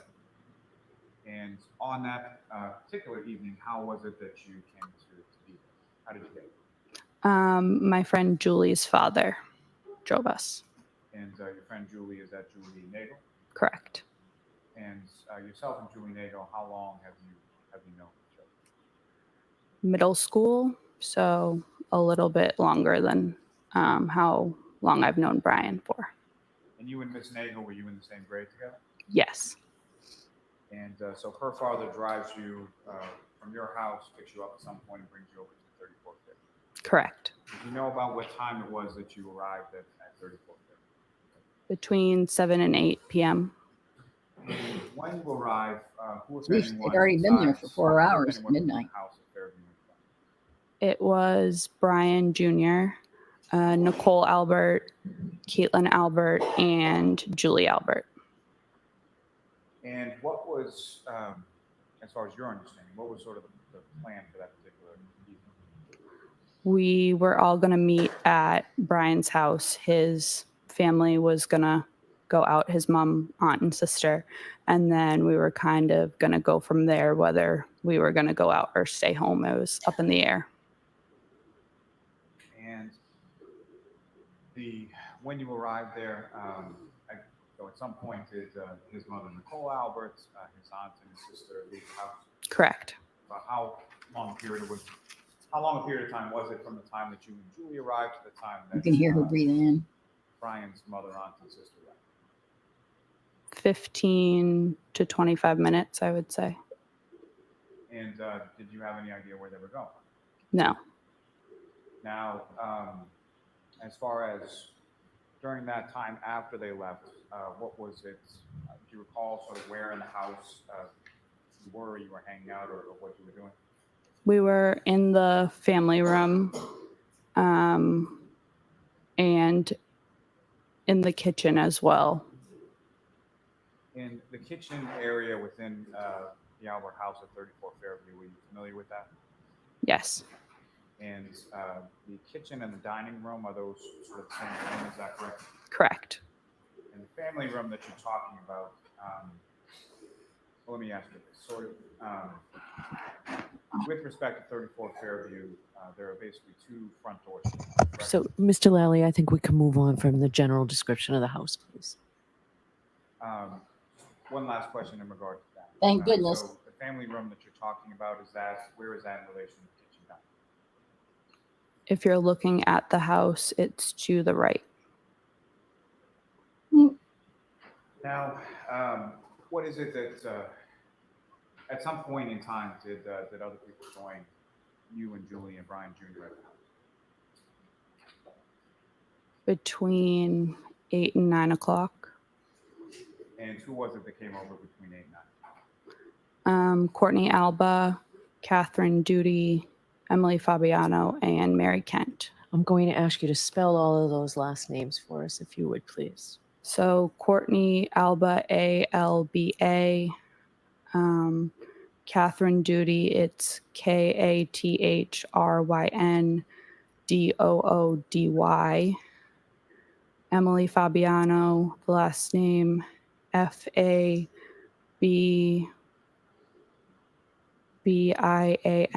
I believe it might be 1B. And then Mary Kent, Kent. Thank you. And with respect to Miss Alba, Miss Duty, Miss Fabiano, and Miss Kent, how did you know? I knew Catherine and Emily since elementary school. Mary and Courtney I had known since high school. Courtney I was more of an acquaintance with because she was friends with Brian. So she was more friends with your friend than you had sort of a mutual friend, is that correct? Correct. Are we done with foundation? Now, during the time that you were at the house on Fairview, you mentioned earlier you were in sort of the family room area. Where else did you go within the house? Just the family room, the kitchen/dining room, and then the bathroom off the kitchen. And just so I'm clear as far as what I'm asking, when I'm saying I'm saying you sort of in the plural. So you, in addition to all the other people that you just mentioned, was there any other area of the house that the group of you went at any point? Brian took either Mary or Catherine. I don't remember which one, upstairs at one point to see their family dog. Can I ask you to keep your voice up if you would, please? Thank Sorry. And She's clear. I how can long hear her period breathing. were they upstairs in the family? No more than 5-10 minutes. And so what was it that the group of you were doing at the house over the course of this evening? So we were celebrating Brian's birthday. They had gotten calzones. We were eating and then we were drinking. And in general terms, if you recall, what was the group sort of drinking that night? Like spiked seltzers. I know Brian was most likely drinking White Claw because that's really all he drinks. I remember one of the other girls bringing Trulies. I'm not sure about the other people, but around that type of stuff. And do you know how much each of the people sort of had to drink while they were there? I'm not completely sure. No one was tipping over. Fair to say that whatever people had, it was sort of commensurate with each other. Is that correct? Correct. And what does that mean? Now, at some point, over the course of the evening, so you're eating, you're drinking, was there music going or anything like that? Yes, music. And if you recall, like sort of how was the music being played? Oh, Through a Bluetooth speaker. And over the course of the evening, in addition to the people that you've just mentioned, at some point did somebody else come by the house? Yes. And who was that? Colin Albert. And did you know Colin Albert prior to that evening as well? Yes. And about how old was Colin around that time? High school, like late high school. And how was it, or how well did you know Colin Albert? Not very well. Like I said, I'd been friends with Brian for about 8 years at that point, and I know Colin's older brother, Christopher, pretty well. He's my age. I grew up with him, known him since elementary school. So it's kind of like we weren't friends, I wouldn't say, me and Colin, but we were cordial. acquaintances. He's the younger brother of somebody that you went to school with. Correct. And he was your friend Brian Albert Jr.'s cousin, correct? Correct. Now, with respect to Colin, do you know about what time he arrived? I can't say for sure. Not sure. Sometime before or after the other Miss Ken, Miss Fabiano, Miss Alba, and Miss Judy arrived? He was there when Miss Fabiano, Kent, and sorry, he was there when Miss Judy, Miss Fabiano, and Miss Kent were there. I'm not sure if Miss Alba was still there because she left separately from those three. And you mentioned that you had come over to the house getting a ride from Miss Nagel's father, correct? Correct. Do you know how the other women got over to the house as far as Miss Ken, Miss Fabiano, Miss Alba, and Miss Judy? They got dropped off. I'm not sure by who. So fair to say there weren't like a line of cars out in front of the house, right? Correct. And about how long, with respect to that group that was there as far as you and the other young women, about how long a period of time were you all at that?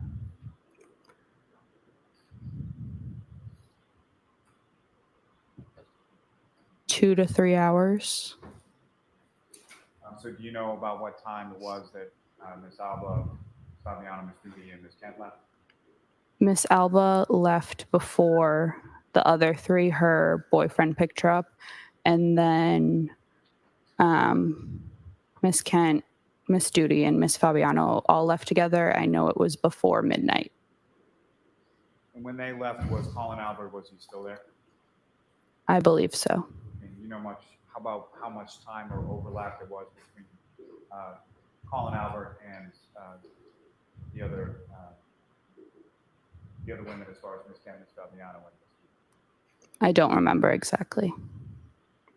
Now, from your recollection of that evening, how would you describe sort of the mood or the demeanor within the house over the course of those few hours?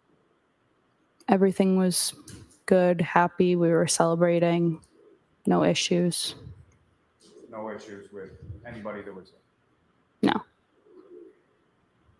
Now, after, at some point in time, later on in the evening or in the early morning of the 29th, who, if anyone else, came to? So Mr. Albert, Brian's father, Mr. Higgins, Mrs. Albert, Brian's mother, Caitlin Albert, Brian's sister, Well, you know that everything happened after everybody left, right? Jennifer McCabe, Brian's aunt, and then Matt McCabe, Brian's uncle. Between 2 and 2:30. You know this. Let me sort of break it down and ask you a bit like this. So as far as That's what I'm guessing. the order of people arriving, at some point did you learn where they were coming from? Yes. This is a waste of time. Brian's father and Mr. Higgins, as far as I knew, were coming from New York. They were at a funeral for a fallen police officer. And This is like triple redundant. Brian's other family members, aunt, uncle, mother, and sister, they were out in Canton. I wasn't sure what establishment. And so those people that you described, did they all come at the same time, or did they come in sort of staggered fashion, or how did they? Brian's father and Mr. Higgins arrived first, but they all arrived within 5 minutes of each other. And first, in reference to Brian's father, Brian Sr., you had obviously met him on prior occasions, correct? Correct. And Brian Higgins, is that someone that you had met before, or you had known prior to that evening? No. And when Mr. Albert, being senior, and Mr. Higgins arrived at the residence on Fairview, was Colin Albert still there? I don't remember. Do you have any recollection of those people being in the same room at the same time on that? I think the judge I don't remember. was fidgety too. And so, Squeaky chair. as far as Brian Jr., your friend, his mother's name is Nicole, is that right? Correct. His sister's name is Caitlin. Correct. And did you know both of them prior to the evening of the 28th? Yes. And with respect to Caitlin, how would you describe your sort of relationship with her? We were friends in high school. Fair to say that you were closer with Brian Jr. versus Caitlin, correct? Correct. And same question in regard to Colin Albert. Do you recall whether or not he was there in the house at the time that Nicole and Caitlin came? I don't remember. And then as far as Jennifer and Matthew McCabe, were you familiar with them prior to the evening of the 28th? I knew who they were.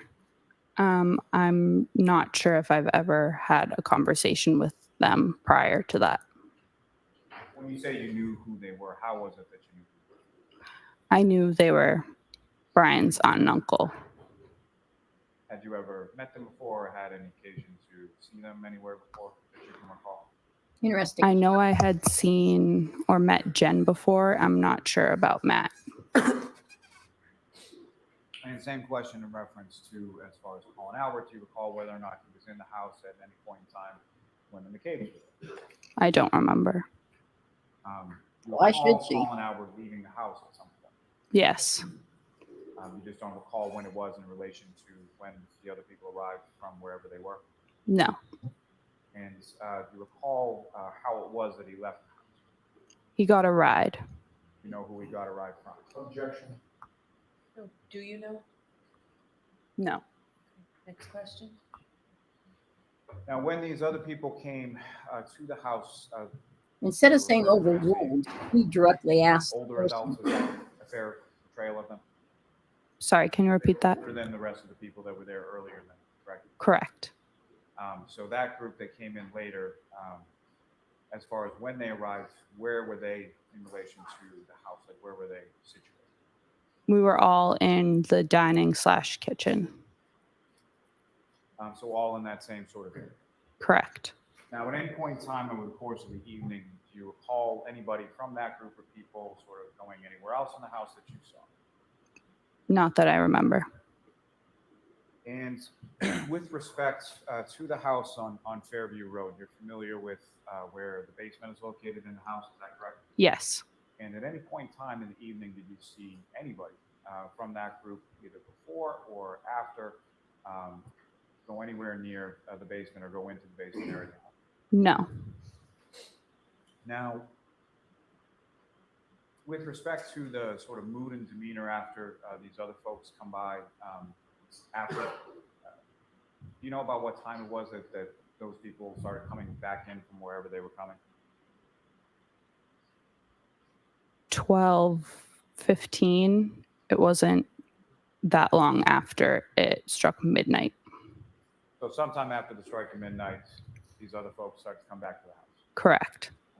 And from that period, from 12:15 or so, from that period, about how long was it after that that you were at the house on Thursday?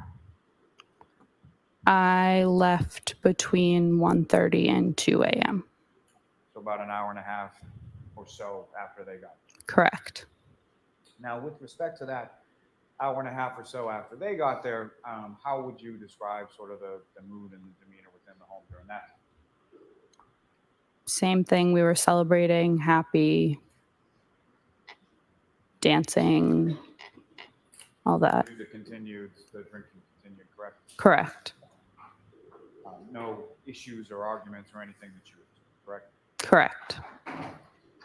Now,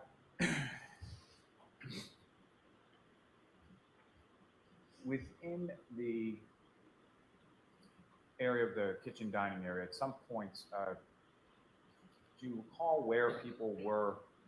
I'm talking later in the evening when the folks come back to the house after midnight. Do you remember where those people were sort of situated around the kitchen dining room area at that time? Yes. And could you describe to the jury sort of where they were? So the dining room table is a square. So, and it was in front of the front window. So in front of the front window where their back would be to the window was my friend Julie Nagel. I was sitting then, I don't know, was that perpendicular? I haven't taken math in a long time. I was sitting here. If the window's here, I was sitting on this side, facing kind of, I could see the front door. And then to my right, Brian Sr. and Mr. Higgins were standing. So they're back towards the kitchen. And Mrs. Albert Nicole was sitting with her back to the front door area. And Jen and Matt and Caitlin, I don't believe were sitting. And over that course of hour and a half or so after those folks came back to the house sometime after midnight, did you observe any other people walking or coming into the house at any point? No. Let me ask you this. As far as on January 28th into the 29th of 2022, did you know anybody by the name of John O'Keefe? No. And did you know anybody by the name of Karen? No. And with respect to either of those people or any other people, no one else came into the house while you were there. Correct. Now, at some point in time, your friend Julie, did she go outside of the house? Yes. And can you explain to the jury what that was in regard to? Her older brother, Ryan, was coming to pick us up to take us home. So she went out to talk to him. Prior to him arriving, she said something to me along the lines of Ryan's coming to get us, which Jen McCabe said. Bless you.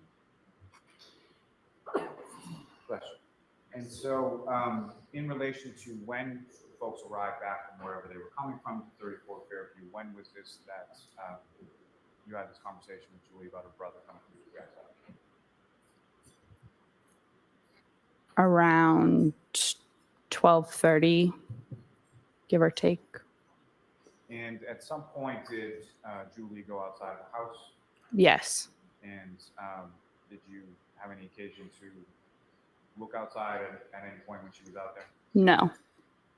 And about how long period of time was Julie outside the house? No longer than 5 minutes. And after that, her going outside no longer than 5 minutes and coming back inside, were there other arrangements that were made as far as how you and Julie were going to get home? Yes. And what were those arrangements as far as what was your understanding of how you were getting home that night? Jen McCabe and Matt McCabe would drive us home. Now, So the brother made a trip for nothing. Jen McCabe, around that time that Julie went outside of the house and came back in, what, if anything, did you observe her to be? Her phone was plugged in behind me, charging. She was checking it periodically. And again, if you could remind the jury, sort of what was it that was behind you as far as where was you? So where I was sitting behind me was a wall. And then behind that wall would be the family room. And so I guess what I'm asking is, was there something specific that her phone was like resting on, or was it just sort of hanging out of the plug, or how was it positioned? I think it was just resting on the floor. And with reference to her phone, was that something that Ms. McCabe came over and looked at any point in time while it was charging? Yes. And how many times? I'm not sure, to be exact. Let me ask you this: was it once, or more than once, or something? More than once. More than once, I would say.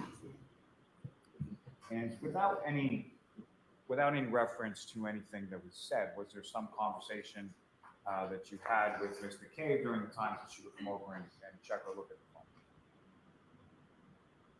Myself, no.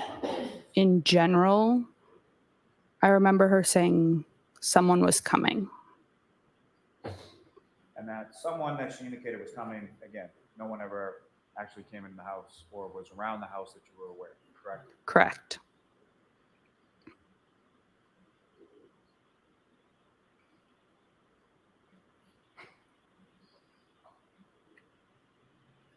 And so about what time was it that you left the home on Fairview on that particular evening? Between 1:30 and 2 a.m. And you left with your friend, Ms. Nagel, as well as Mr. and Mrs. McCabe, correct? Correct. And do you recall what kind of vehicle they had or what they were driving on that evening? Some sort of like large Subaru type. I don't know the exact make or brand, but a large, all I could say was like a Subaru, not a Subaru, not a Suburban. I don't know cars. Like a Tahoe, like a big car. So like a bigger SUV, correct? Yes. And within the SUV that you eventually got into and took a ride home, correct? Yes. And if you recall, from within the SUV that you got into, was there, as far as the back seat was concerned, was it 2 rows, 3 rows, or something else? It was 3 rows. And where was that vehicle parked when you came out to get into it? Have we In the driveway. heard from When McCabe? you came out to go from the house to the car, what, if anything, did you observe as far as what was the weather doing at that point? It was snowing. And as far as the snow I that didn't had write down come, the first few was there any days. sort of accumulation on the ground that you saw? Yes. And so based on that, what, if anything, do you recall about sort of the walk from the front door to the McCabe's vehicle in the driveway? So we exited the front door and went down the front walkway to the driveway. As I said, it was snowing. Julie and I were like arms linked, and I was looking down at my feet to make sure I didn't slip. And why were you looking down at your feet? Make sure she didn't slip, aren't you? I wore shoes that my mother told me not to wear because they didn't have traction, but they went with my outfit, so I wore them anyways. And I knew if I had slipped and fell, she would say, "I told you so." So I made sure not to do that. And when you get to the vehicle, do you recall sort of who was driving and who sort of sat where? With Does it matter? Yes. So Matt was driving. Jennifer was in the passenger seat. Julie was behind Matt on the driver's side, and then I was behind Jen. What did you see? And when you get into the back of the vehicle, do you recall, was there any sort of conversation about, did either Mr. or Mrs. McCabe know where the two of you lived at that point? No. They did not. So I imagine there was some discussion as far as where to, or what was the address or something like that. Yes, correct. Do you recall if that was something that was like plugged into a GPS, or were you just sort of giving verbal instructions about where to go? I don't remember. And do you recall as far as the order of who got dropped off first versus yourself and Ms. Nagel? Yes. Do we need to know this? Julie. Really? And about how far a drive is it from the address on Fairview to Julie's? Less than 5 minutes. And same as far as, so from Julie's house, you then went to your house, is that correct? Yeah, about 5 minutes, I would say, from Julie's to mine. So 5 minutes or so from Fairview to Julie's, and 5 minutes or so from Julie's. Correct. Now, when you get in the back of the vehicle, do you recall any other sort of discussion while you were in the driveway before you left? So, yes, we got in to the car. Matt forgot his jacket inside, so he went back to get his jacket. And Julie and I were in the back seat looking around. One of us noticed, I remember, a loaf of bread, just a lone loaf of bread in the back seat. We said something to Jen because we thought it was weird. And she said something along the lines of, "Oh, anyone want a peanut butter and jelly on the way?" Like making a joke. So we were looking back at the third row. And so Ms. McCabe is in the front seat of the vehicle at this point. Yes, So she sort of turned to talk to you while you're in the back seat. correct. And was she turned towards the center of the car or the window or something? To the center. And if you recall, Mr. McCabe gets his jacket, comes back in the car, and at some point backs out of the driveway. Correct. And when Mr. McCabe drives from there headed towards Ms. Nagel's house, do you recall which direction that the vehicle was facing as far as going by the house on Fairview? So, Let me ask it probably in a better way. okay. So at some point, did you drive past the 34 Fairview Road residence on the way to Julie's house? Yes. And when you did so, which side of the McCabe's vehicle was facing the Fairview Road residence? Was it the side that you're on or the side that Julie's on? The side I was on. And at the time that you were driving past that, was there a conversation still that was going on in the backseat of the car or with anybody else? Yes. And who was sort of engaged in conversation with that? Myself and Julie. And And so you're looking at her direction while you're talking to her, is that correct? Correct.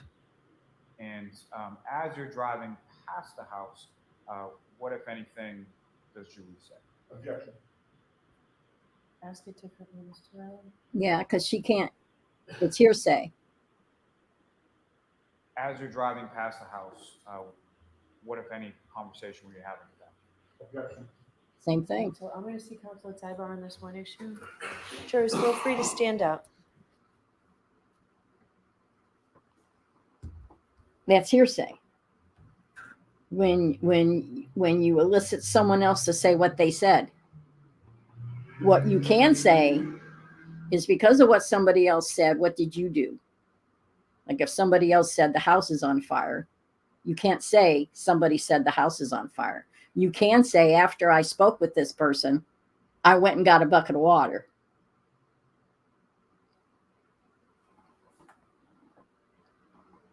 That much I know. It's tricky being a lawyer. Man, it's tricky being a juror too.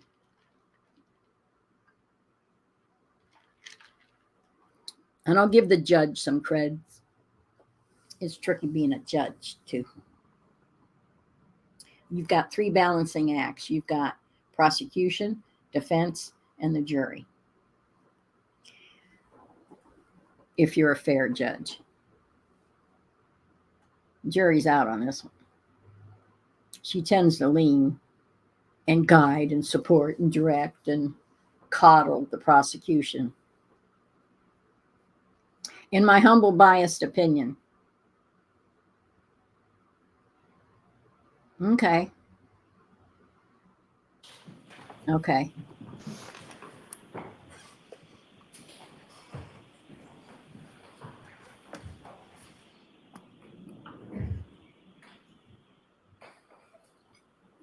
So, Ms. Levinson, without respect to what Ms. Nagel said to you in the car, the two of you are conversing, correct? Correct. And as you're pulling past the house, she says something, correct? Or says something out loud.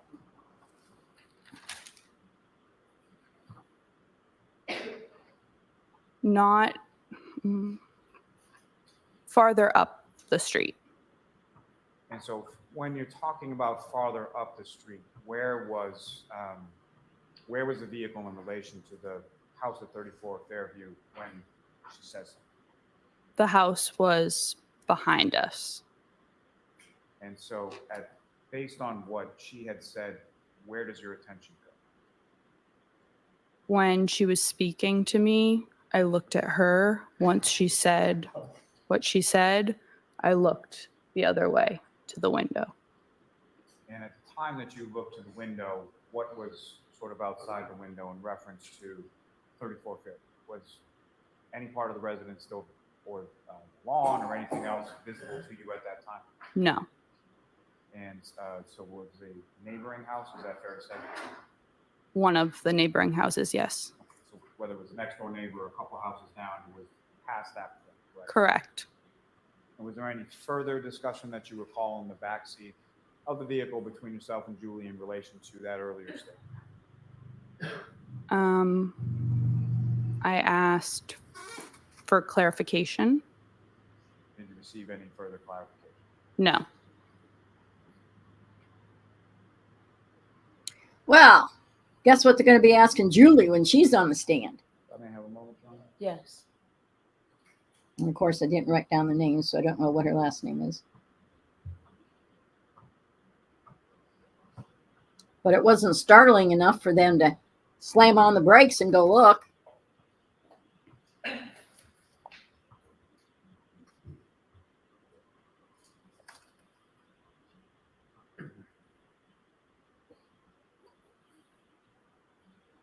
And this is around, what'd they say, 1:30? Nothing further for this witness, Your Honor. All right, so this is a good place for us to take our morning recess. See folks in about 15, 20 minutes. All rise to the court, please. Your notebooks, follow me. You are muted. No, I'm not. Okay, let's see if we can find it after the recess.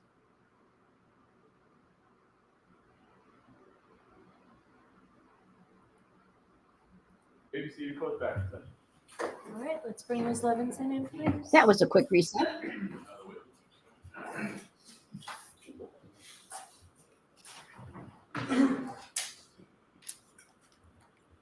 We've still got time.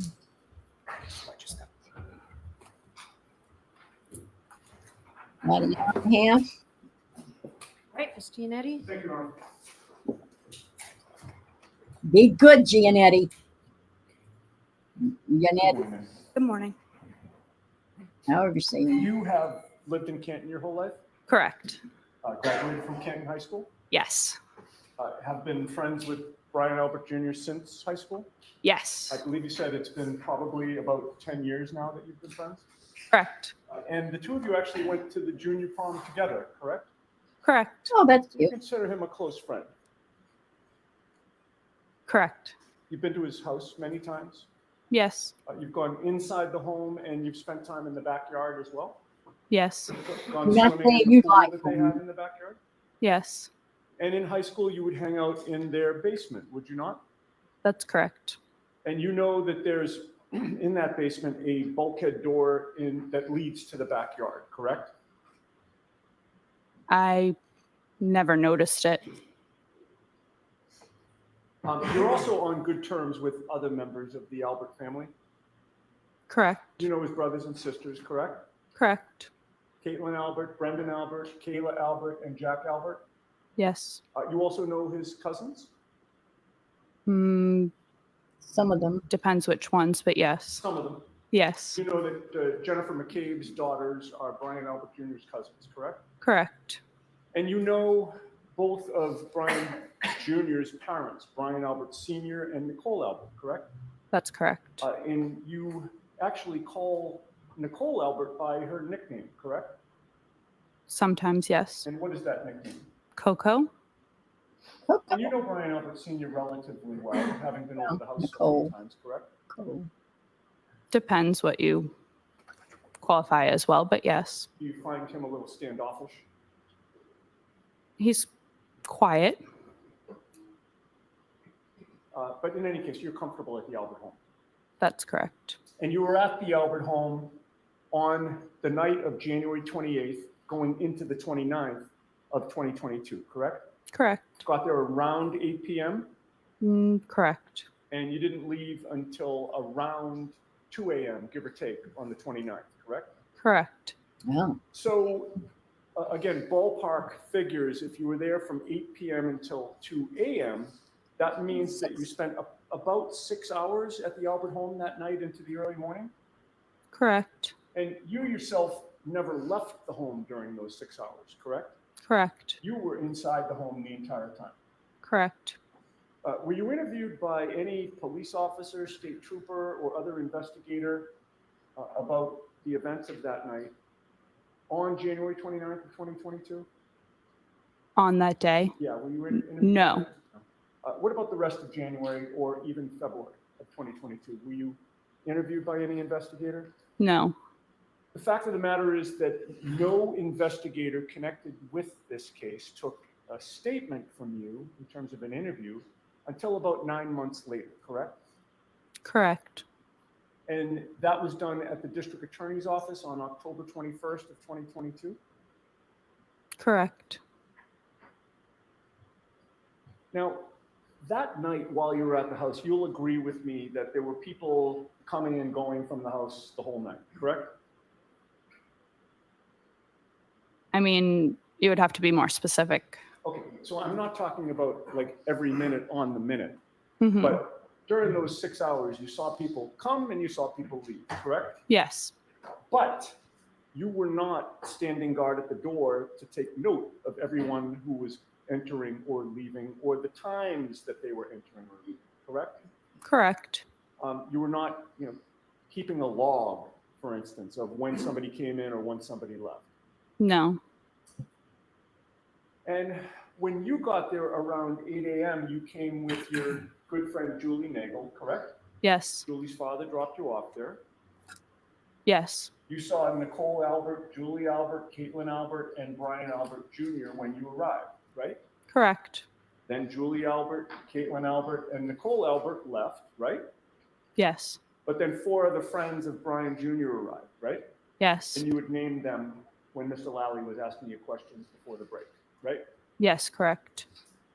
So with those 4 friends, with you and Julie and Brian Jr., that meant that at that point, there were 7 people in the house, right?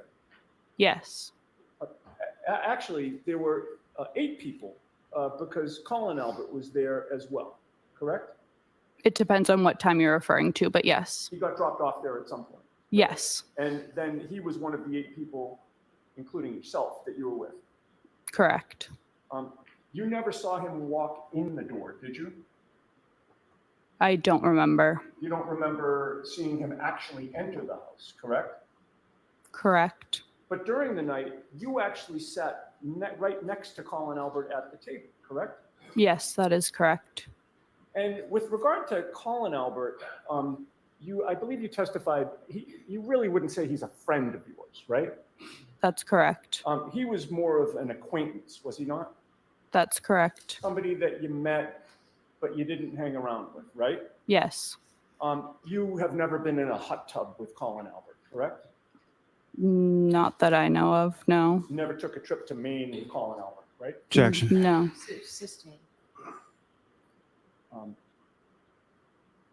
Because going away on a road trip, that'd be something that you do with a friend, right? Objection. Oh, come on. Okay. And with regard to those 4 friends of Brian Jr. who arrived, your best estimate is that they came sometime between 11 p.m. and 12 a.m., right? Sorry, can you repeat that? Sure. I'm talking about Courtney Albert, Catherine Duty, Emily Fabiano, and Mary Kent. Strike that. You know what? Let me withdraw that question and rephrase it. They left sometime between 11 p.m. and 12 a.m. Correct. And you can't be sure precisely when they left because, again, you weren't watching the clock to make note of when people made their exits, correct? I know they left before it was Brian Jr.'s birthday on the 29th, so I know it was before midnight, but other than that, no. Right, and that's like an hour span of time that they could have left within, correct? Correct. You never saw Colin Albert physically walk out the door, did you? I don't remember. And then at some point before midnight, Brian Albert Sr., Brian Higgins, Nicole Albert, Jennifer McCabe, and Caitlin Albert all arrived at the Albert home, correct? Yes, I don't know if you said Matt McCabe, but And yes. Matt McCabe as well. Yes. And you would agree with me that Brian Higgins and Brian Albert arrived at about the same time? Yes. And that Caitlin Albert, Jennifer and Matt McCabe, and Nicole Albert all came back around the same time? Correct. Now, from that point until the time that you left around, and that was around 2 a.m., right? Give or take? Correct. From that point until around 2 a.m., the only person who left the house was your friend Julie Nick, right? Correct. Your understanding was that she went outside to talk to her brother, Ryan Nick, right? Yes, that's correct. All right.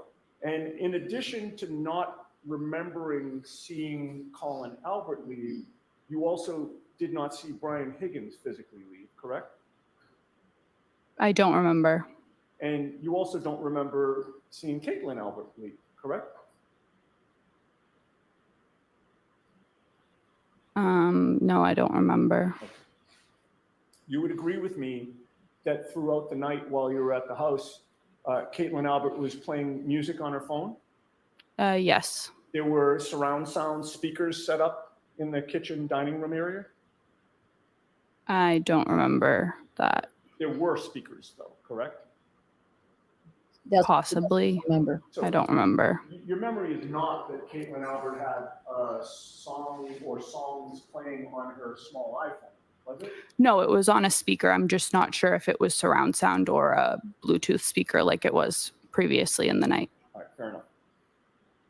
People were singing and dancing, right? Correct. Pretty much everybody was singing, correct? Correct. People were talking. Correct. Everybody appeared to be in a good mood and having a good time. Yes. And with the music, the singing, the dancing, the talking, the drinking, there was a lot of activity going on in the kitchen dining room area, correct? Yes. There was plenty of, to pay attention to with regard to the people that were in that area, right? Yes. Brian Jr. was in the kitchen essentially the whole night. Yes. Jennifer McCabe was charging her phone on the kitchen island at one point. Behind it, but yes. Did she pick up her phone in your presence to make any calls or text anybody? She picked up her phone. I'm not sure what she did with it. But in any case, you'd agree with me it was noisy in the kitchen.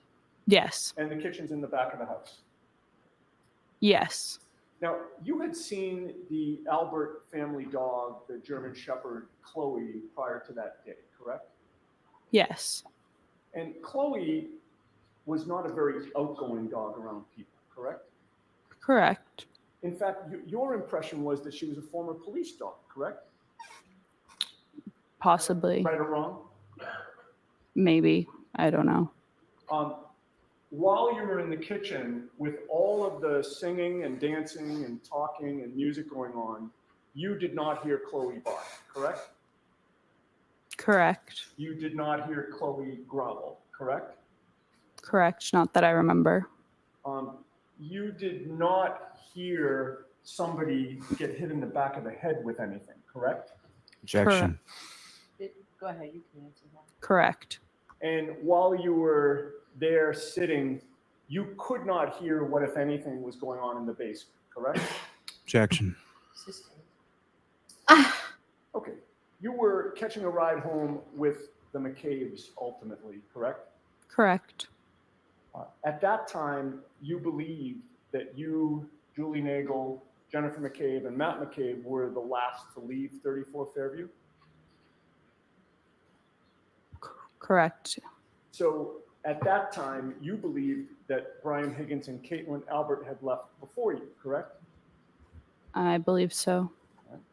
But you didn't see Brian Higgins or Caitlin Albert physically walk out the door. At least you have no memory of that, correct? Correct. And when you left, you didn't check every room in the house to see who was still there, correct? Correct. Doggy wants to go outside again. So I will be right back. Doggy had to go outside. You never went down to the basement that night. That's correct. And when you left 34 Fairview, the snow was starting to stick to the ground at around 2 a.m.? That's correct. But there weren't mounds of snow or snowbanks that had formed, correct? Correct. And when you left the home, you could still see part of the red brick of the walkway that leads to the driveway, correct? Correct. And when you got to the driveway, you could still see part of the color of the pavement, correct? Yes, that's correct. And you could still see some grass on the front lawn at 2 a.m., right? I don't remember, but If I may have a moment. Yes.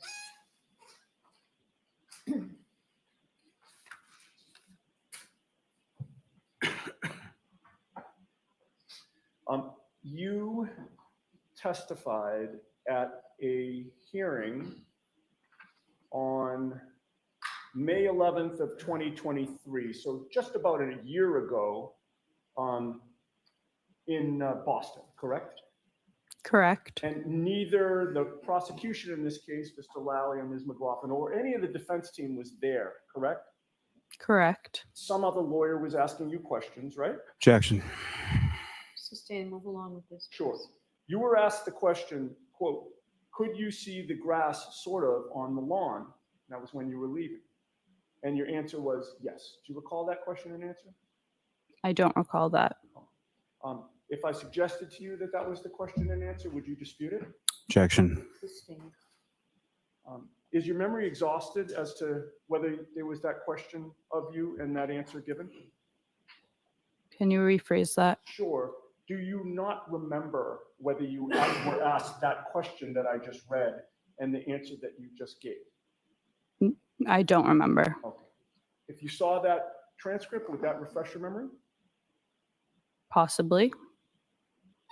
Page 187, counsel. May I approach? Was there an objection? No. Yes, you did. Thank you. Actually, I'm sorry, I just handed it to you and then took it away. I'm sorry about that. Lines 10 and 11, I would direct your attention. And just read it silently to yourself, please, and look up at me when you're done.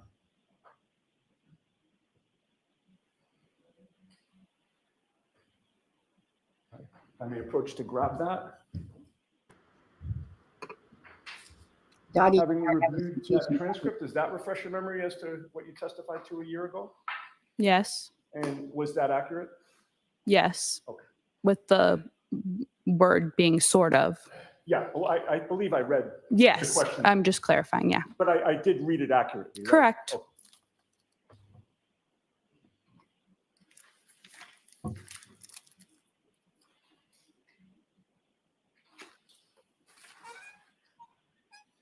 Okay. Where was the McCabe's car parked? In the driveway. What other cars did you see in the driveway at that time? I believe the by Albert family, I mean the ones that owned that house. The parents. Yes, correct. Their cars. Do you know how many? 2.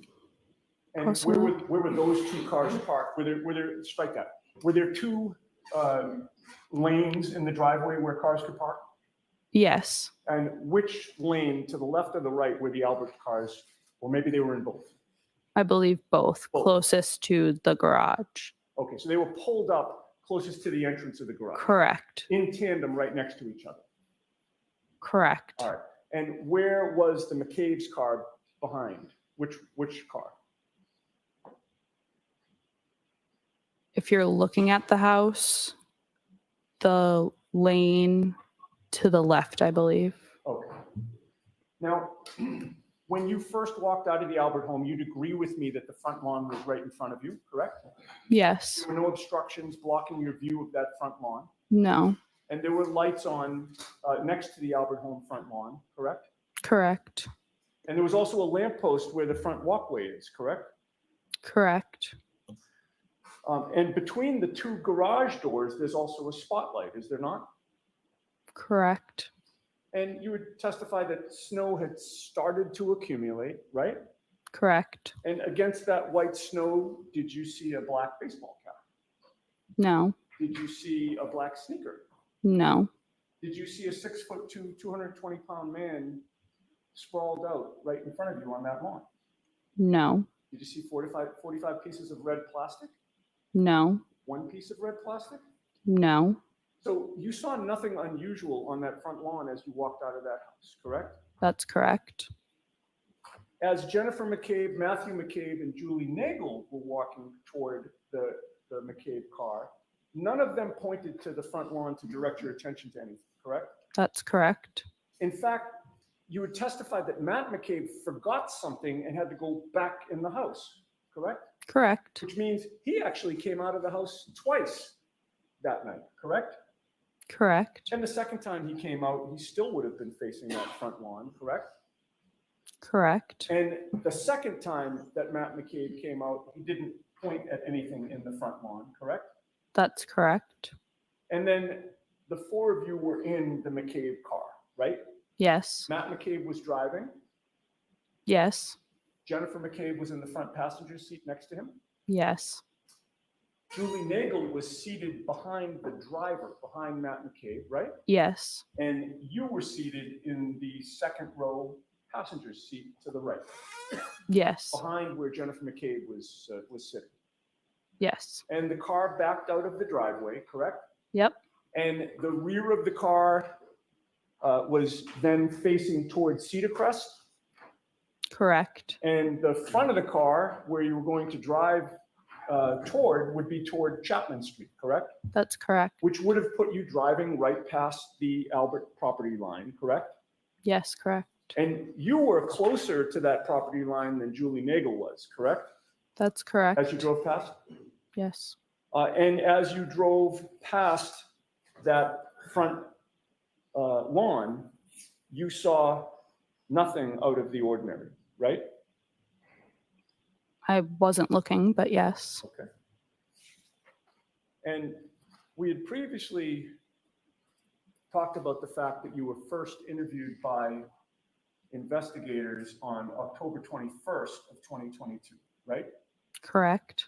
And the investigator that spoke to you about 9 months after January 29th of 2022, you will agree with me, was Michael Proctor, correct? That's correct. And almost a year after that, you were visited by 2 female members of the defense team, were you not? Objection.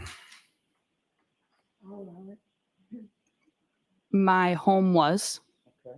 Do you recognize Ms. Little seated at council table as being one of those 2 females?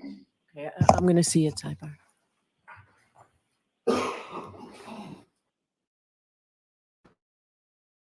Why is this objected to? This makes no sense to me whatsoever.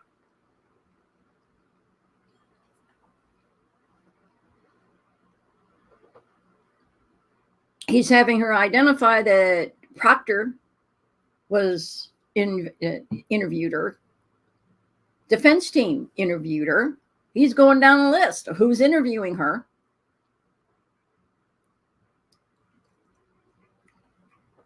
This makes me so suspicious. They're trying their damnedest not to let anything in that can in any way, shape, or form. Is it fair to say, Ms. Levinson, that you decided not to speak to anybody from the defense team? That is correct. And you hadn't before you and I just started this discussion, correct? That is correct.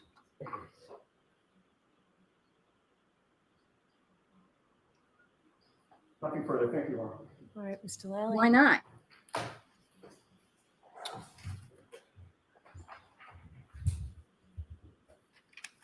I'm going to blow my nose. Ms. Levinson, with regard to the basement at 34 Fairview, when was the last time that you were in the basement area of the home? Early college. So 2017, maybe. That period of time that you were talking about where Ms. McCabe had her phone on the charger and was coming over to check on it, do you recall whether or not Colin Albert was still in the house at that point? I don't believe so. You don't believe he was, is that correct? That is correct. Now, you come out of the house, you were asking questions about the lawn.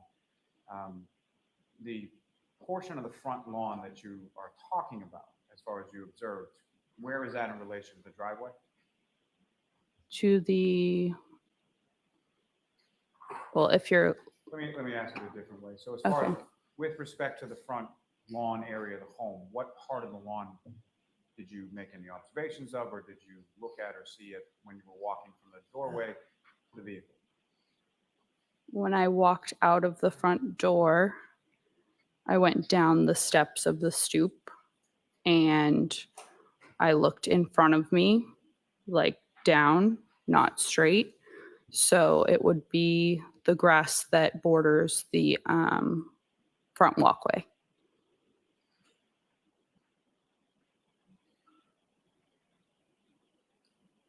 So you weren't looking at sort of the entirety of the front lawn, is that correct? That is correct.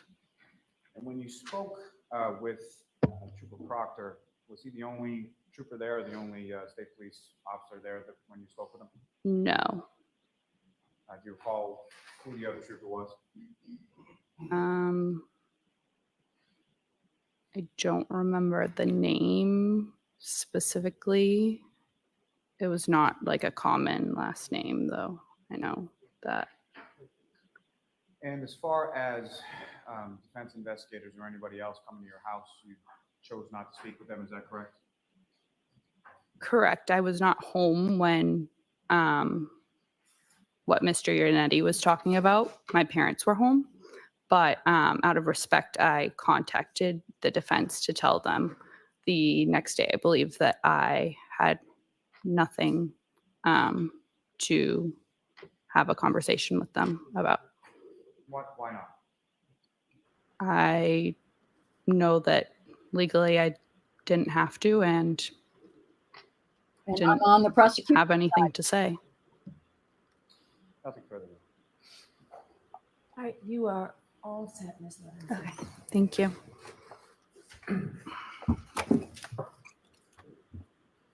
Your next witness, Mr. Lally. Yes, Your Honor. The Commonwealth call Ms. Julie Nagel to the stand. Here we go. So we can get her to say what it was that she saw that she brought to the other girls.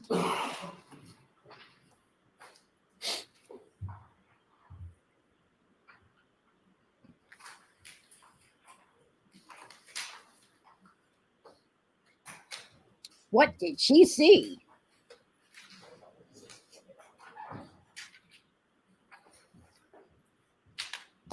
And it was a couple houses down. Raise your right hand. Do you solemnly swear the evidence given to the court and jury in the case down here should be the truth, the whole truth, and nothing but the truth, so help you God? Thank you.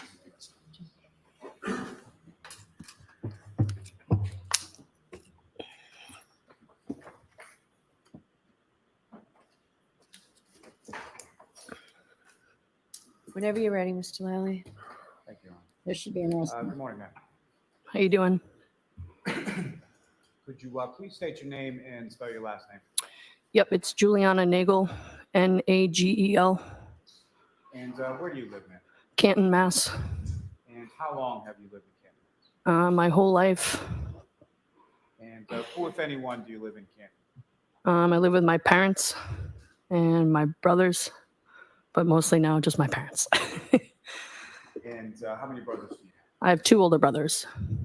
And what are their names and sort of how much older? Do we need to know this? My oldest brother Ryan is 31, and then my other brother Sam is 27. And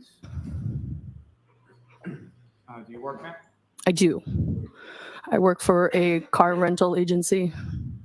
How long have you been doing it? A little over a year and a half. Now, ma'am, if I could get your attention to January 28th, 2022 into the early morning of the 29th. Do you recall where you were that evening? I do. And where did you There go? isn't any more. To my friend Brian Albert's house. It's all gone. And your friend, that's a Brian Albert Jr., is that correct? Yes, Junior. Yep. And how is it that you know Brian Albert? We went to school together, high school. So I've known him for quite some time. And was Brian Albert Jr., was he in the same grade or the same class as you? Or He was a year below me. and do you recall about what time it was that you went over to his house the evening of the I'm not sure exactly, but I would say probably around like 6. And do you recall what day of the week that was, the 28th and the 29th? I believe a Friday. So Friday and Saturday, is that correct? Mm-hmm. And how did you get? Yes. How did you get to Mr. Albert Jr.'s house that night? My dad drove me.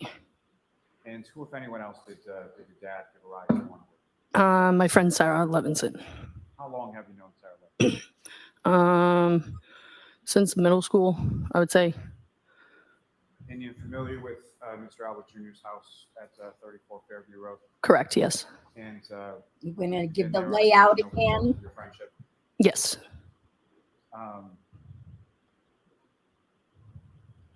Now, what was, as far as your understanding, what was sort of the plan for that evening? Just hang out, have some drinks for my friend Brian's birthday.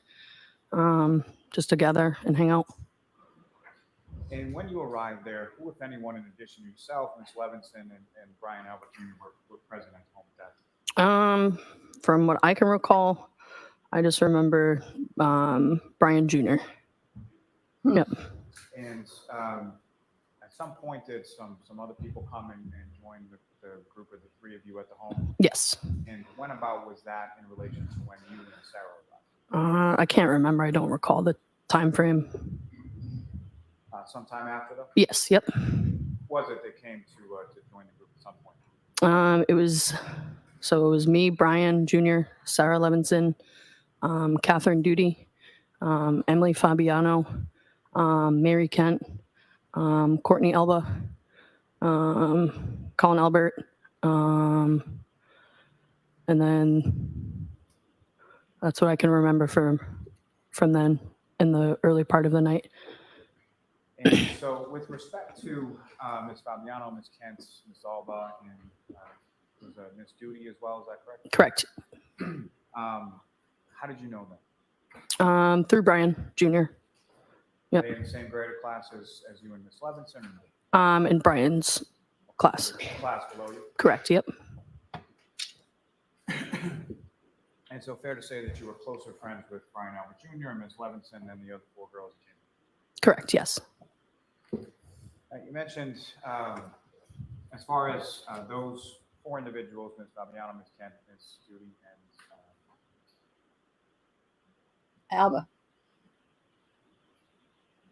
Kent, Ms. Fabiano, Ms. Judy, and Ms. Alba. Did they come together as far as you know? I don't remember. I'm not sure. And do you have any idea how they got there? No, I do not. Now, with reference to, you mentioned Colin, correct? Mhm. And how do you know? So on the mhm, they have to be yes or no. Okay, got it. So what was that answer? Do you mind repeating the question? Let me Thank you. ask the question. So with reference to Colin Albert, did you know Colin Albert prior to that evening as well? Yes, And how did you know Colin? through Brian Jr. And what, if anything, did you know about the relationship between Colin Albert and Brian Albert? They're cousins. And about how old was Colin Albert around this time frame of January 28, 2020? I'm not quite sure. I don't know. You know whether or not he was in high school or college or something else? High school. And when was it that he arrived in relation to the four young ladies that you were talking about? I don't remember. A little bit after, though. Okay, so at some point in time after they had arrived. Yes. And they had arrived after you, is that correct? Correct. Yep. And over the course of the evening within the Albert house, where is it sort of within the home that you and sort of the group were congregating? We were mostly in the dining room area with the kitchen. It's like an open floor plan a little bit. And do you recall what specifically, or just generally speaking, what you were doing while you were hanging out and celebrating Brian Jr.'s birthday? We got some food ordered from Deanie. Just hanging out, drinking. That was it. Do you recall any music playing or anything like that? Yes. And how was that sort of set up, or what was it? Yeah, I can mostly remember it being set up from the overhead speakers in the kitchen, like in the ceiling. And was that being played through somebody else's phone or device or something like that? Yes. And do you recall who was sort of in control or who was controlling the music? I believe it was Caitlin Albert. And so at this point in time that you're talking about, Mhm. sort of the initial was Caitlin there at that point? Yes, she was. I'm sorry, during the point in time when it was yourself and Ms. Levinson, the other four young women that you were talking about, and Colin Albert, was Caitlin Albert there at that point, if you recall? Not at that point, no. So that's what my question was. Okay. In relation to that time, who, if anyone, was I- charged? Okay. No, not at that time. I don't remember. Now, with respect to, obviously you were there and you were drinking, people were drinking, correct? Yep. Do you recall sort of what people were drinking? I know at the time I was drinking Michelob Ultras, but mostly just White Claws, beers, from what I can remember. And was anyone within this sort of initial group that we're talking about here drinking any more or less than anybody else? I don't believe so, no. And during this sort of initial period with these initial people, how would you describe sort of the mood or the demeanor within them? Yeah, everyone was having a good time. It was Brian's birthday, so, we were there just to have fun. And at any point in time with this sort of initial group, did you see anybody go to any other area of the house beyond sort of the kitchen and dining room area? No. Now, at some point, did members of this sort of initial group, did they leave the house at some point over the course of the evening? Yes. And who left first? And Um, do you know who left first and about what? Yeah, I'm not sure exactly who left at what point, but I know that Catherine Duty, Emily Fabiano, Mary Kent, and Courtney Alba left. I would say, and Colin left like before midnight. And did they all leave around the same time, or did they leave at sort of staggered? I would say staggered times. Now, with reference to Colin Albert, do you know about what time he left? I would probably say 11:30, 11:45. And do you have any idea sort of how Colin, similar to what I asked about the other Mhm. young ladies, do you have any recollection as far as how he got there or how he left or anything like that? I'm not quite sure. No. But do you recall specifically seeing him leave from the house? Yes. And which door would he have left? I'm not sure exactly what door, but I know someone did pick him up, but I'm not sure who did. So. And so when it comes to the front door of Fairview Road, there's two doors in the front area of the house. Yes. And as far as with respect to either of those two doors, you don't remember him leaving from some other door of the house, correct? Correct. So if he left, or when he left, it would have been from one of those two front doors? Yes. Now, at some point, at least after Ms. Kent, Ms. Fabiano, Ms.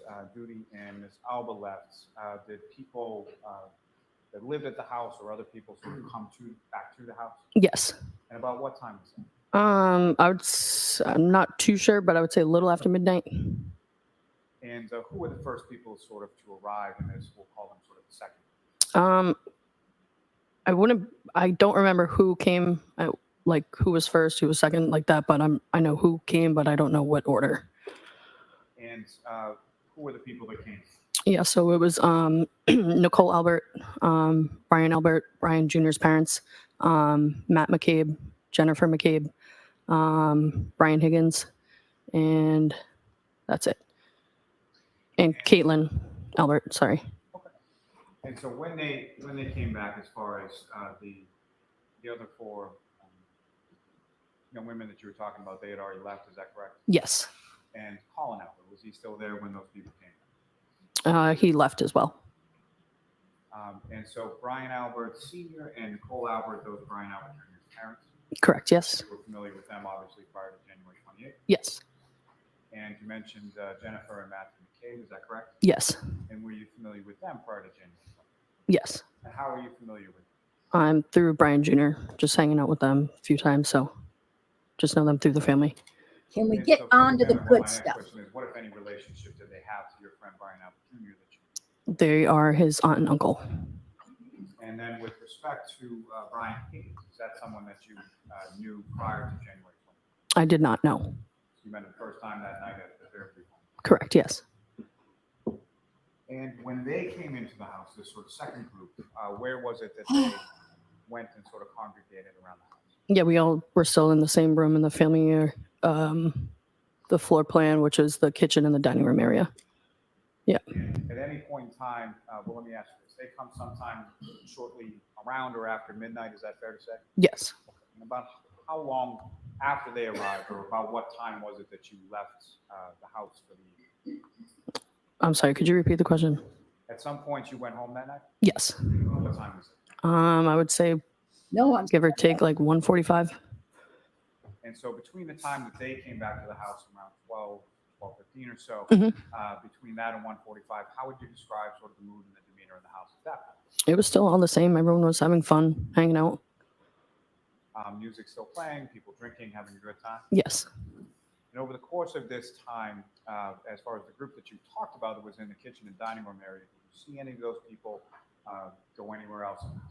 I mean, to the bathroom, but I know at one point Mr. Albert, Brian's Jr.'s dad, took upstairs to let the dog out back, but he just opened the back door and watched him from the door and brought him right back upstairs. So that was the only time he like went upstairs, but. And as far as the kitchen dining room area, do you recall sort of how people were situated? Do we have around to that go area through this during the time again? that the second group was there? Yeah, we were all sitting in like the kitchen table. It's like a square table, so we're all just hanging out around there. Some at like the island in the kitchen, but mostly all just there together. Do you recall specifically, I know we're talking over 2 years ago, do you recall specifically where people Say were no. and within that area around the table? No. I don't know. All right.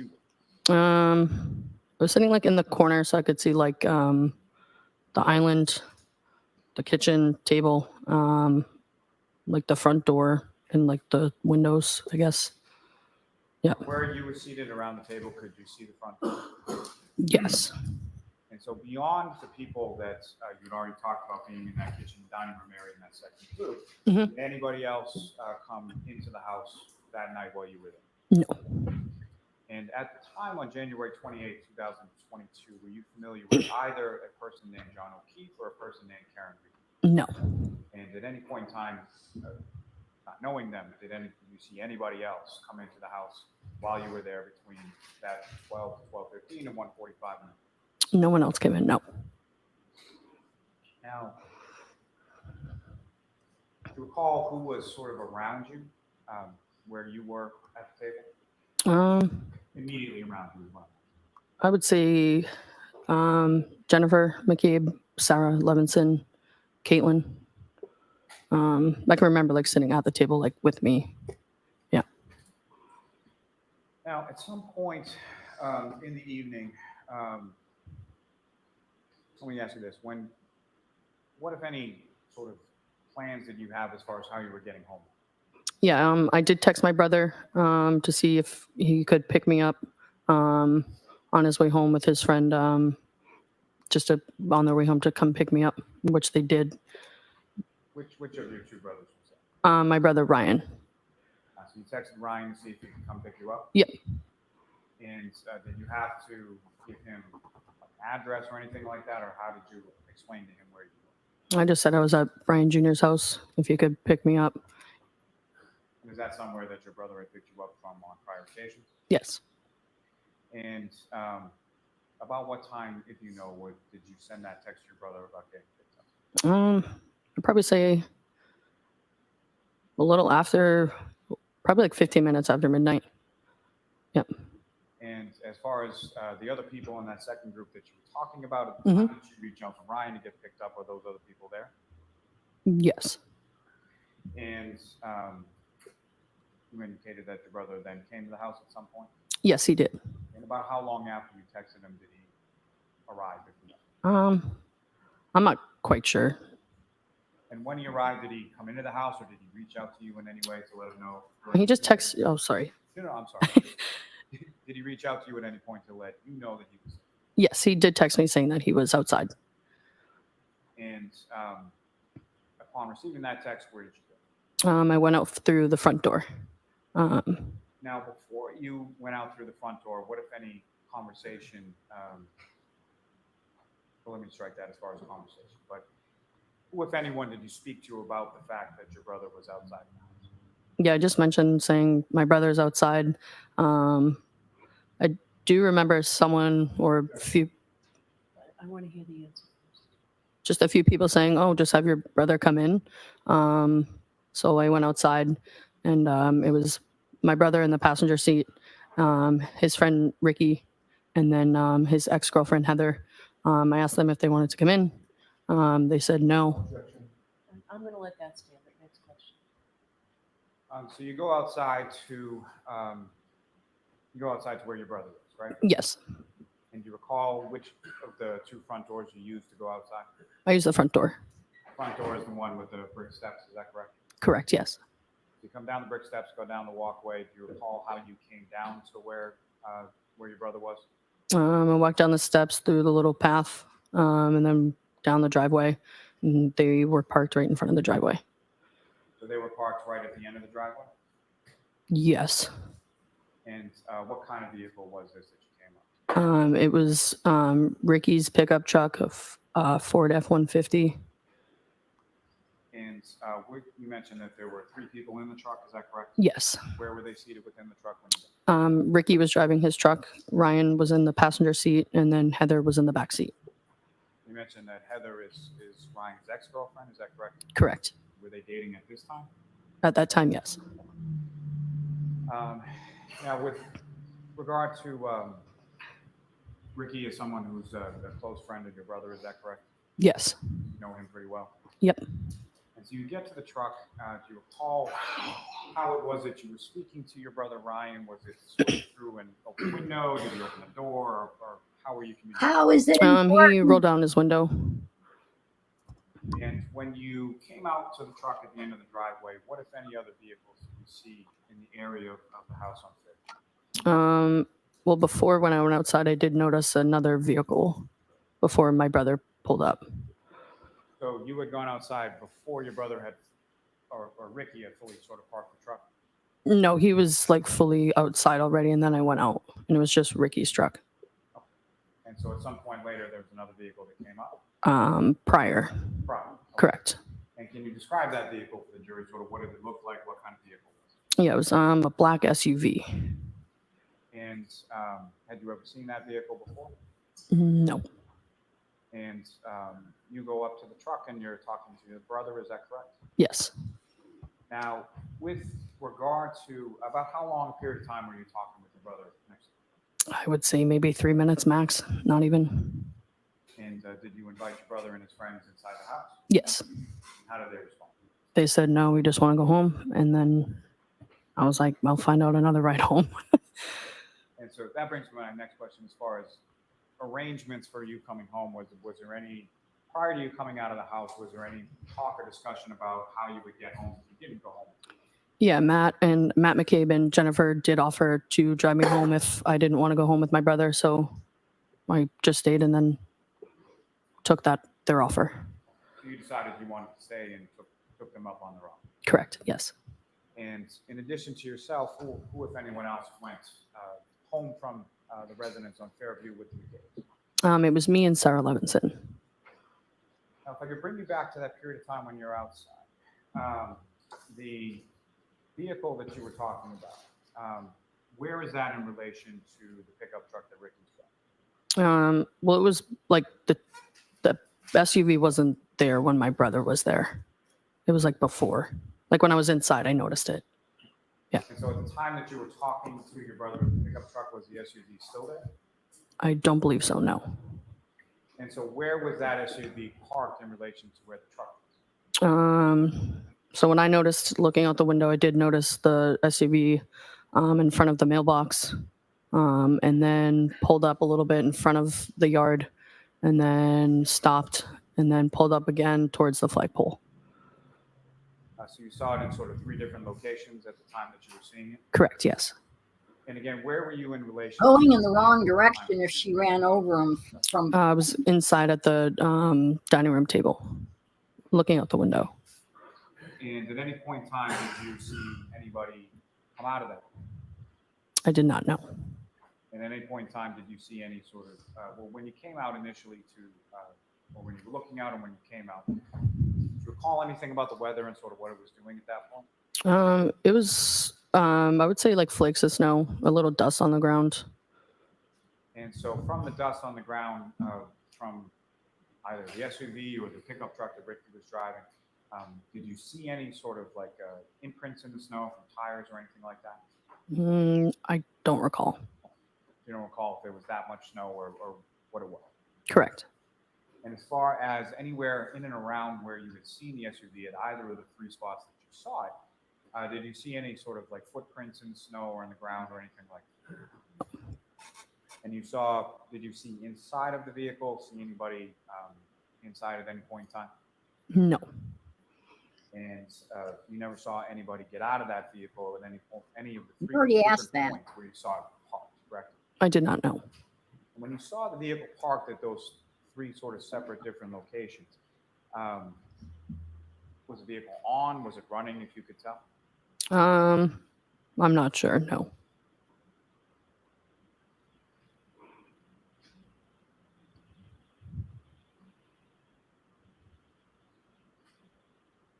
Your Honor, may I approach? Yes.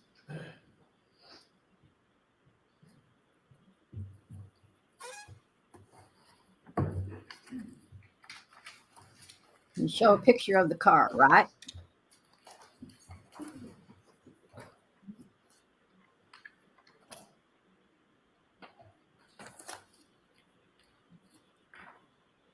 That's a car.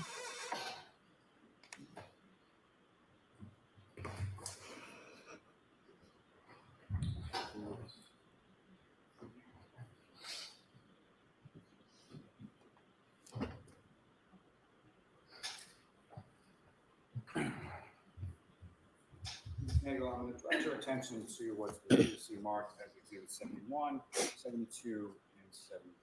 Okay. Right now, I'm just going to ask you to take a look at those and look up when you're finished. And at some point, I may ask you to use this, which is the laser pointer. Press on that button and point it up at the screen. Okay? Okay. So first, if you could just look at 71, 72, and 73.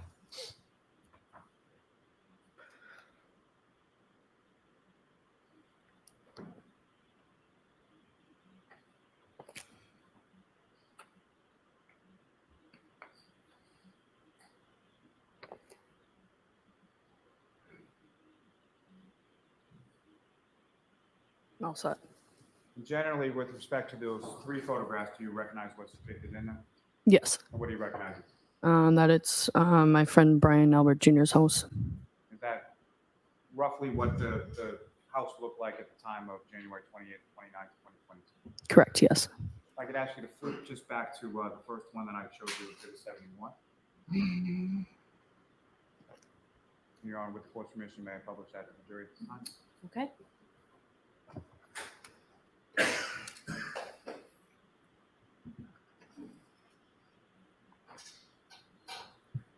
I'm really tired of looking at this house. And so, Ms. Nagel, directing your attention up to the screen above you, to your right. This is what you have before you as Exhibit 71, is that correct? Yes. If you could, using the laser pointer that's on the desk in front of you, if you could direct the jury's attention to the door that you were talking about that you came out in order to come down and talk to your brother. Yes. That one right there. Now, with respect to Richard's truck, when you came out to speak with your brother Ryan, where was the truck parked? The truck was parked right here. And with respect to that vehicle, the black SUV, where that vehicle was initially when you saw it, is that visible in this photograph? Yes. And if you could direct the jury's attention to where that is.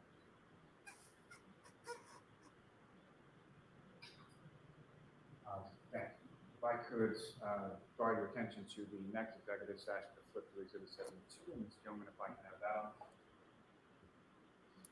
Again, what's up on the screen, is that what you have before you as Exhibit 72? Yes.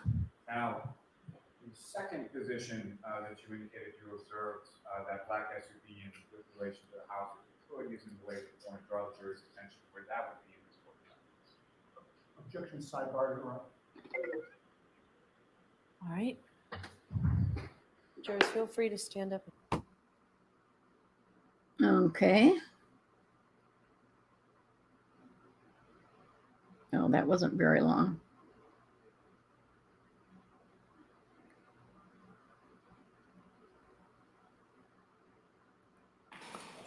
So again, Ms. Nagel, directing your attention up to what's up on the screen is Exhibit 72. You indicated in your testimony that you saw the vehicle from inside the house at 3 different points, correct? Yes. You've indicated the first point in the last photograph is the second point that you saw the vehicle in. Is that depicted in this photograph? Yes. If you could, using the laser pointer, just direct the jury's attention to that second point.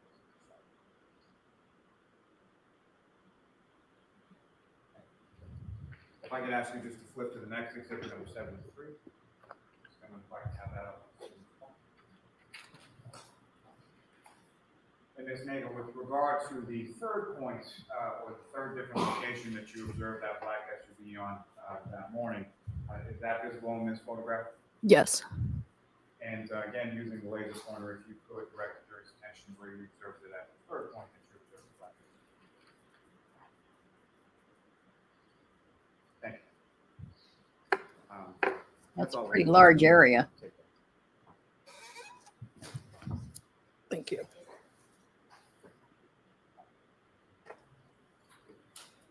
So, Ms. Nagel, you speak with your brother outside, and then at some point, after a couple minutes, come back inside. Is that correct? Yes.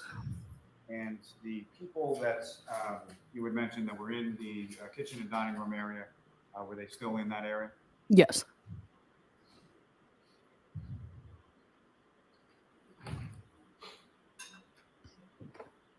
And at some point over the course of the evening, things eventually start to wind down and people are leaving the house. Is that correct? Yes. Can you recall what order it was that people left the house on that? I'm not quite too sure. No. And with respect to yourself, you indicated that you left with Miss Levinson and the McCabe, correct? Yes. And do you recall who, if anyone else, was present in the home when you left? I'm not sure. No. And so when you left, how was it that you came out of the residence at that point? Out the front door. Same front door that you had indicated earlier. Yes. So let's move on with which door, please. Go ahead. You come out from that door. All right, Judge. Went into Matt and Jennifer's car. Do you recall anything about the car, what type of car it was? Or? It was an SUV, but I don't know what kind it was. And where was that vehicle parked when you went over? I was in the driveway. And do you recall sort of how you came from the front door to the driveway? Do Just we have walked on every through the path step? of the pathway in the front yard and then out the door. So sort of along the brick path to the driveway to the car. Yes. Recall when you got in the car where it was you were seated or where anyone else was seated in the car? Yeah, it was Matt driving, Jennifer in the front, and then me behind Matt, and then Sarah next to me in the back behind Jen. Now, after you get in the car, about how long was it before the car backs out of the driveway? I'm not quite too sure. And what, if any, conversations do you recall as far as going on during that period of time prior to the car backing out and going? I don't know. I don't remember. Now, You asked a stupid question. when the vehicle leaves from the house, at some point it's going by the house, correct? Yes. Do you recall which side of the McCabe's vehicle was facing towards the house? And by that, I mean, was it the side you were sitting on or the side that Ms. Levinson was? The side that Sarah was sitting on. And that would have been the passenger side, is that correct? Yes.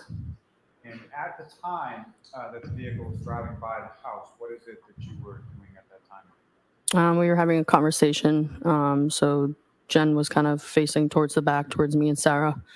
We were talking about making PB and jelly sandwiches because there was some peanut butter and jelly and bread in the car. So talking about that. But yeah. And so when Ms. McCabe she's in the front seat, is that right? Yes. And she's talking to you and Ms. Levinson, correct? Yes. And how is it that she's positioned talking to you with relation to the seat that she's in? Yeah, I would say she was kind of turned back a little bit towards us in the back seat. And what I'm asking is, she turned towards sort of the center of the vehicle, or she turned towards the window next to her? Towards the center of the vehicle. And you're speaking to her and to Ms. Levinson, correct? Yes. Which direction are you facing? Facing towards Sarah and Jen. And which direction is Sarah facing as you're having this conversation? Towards me. And as you drive by home, what, if anything, did you observe? I did notice behind Sarah and Jen, I did notice something out of the ordinary, like a black blob in the ground by the flagpole. And from where you were situated in the car, do you know sort of what was the lighting like over in that area of the yard that you saw by the flag? It was pretty dark out, but the snow was kind of heavy at that point, so couldn't really see too much, but. And it wasn't black, it was white. Yes. And if you know about where in relation to the flagpole was this black object that you saw? I would probably say close to the street, but in their lawn, right kind of in front of the flagpole next to it. Now, I'm sorry to do this again, but Ms. Gilman, Your Honor, with the court's permission, I would just ask that exhibit number 72 be back up on the screen. Okay.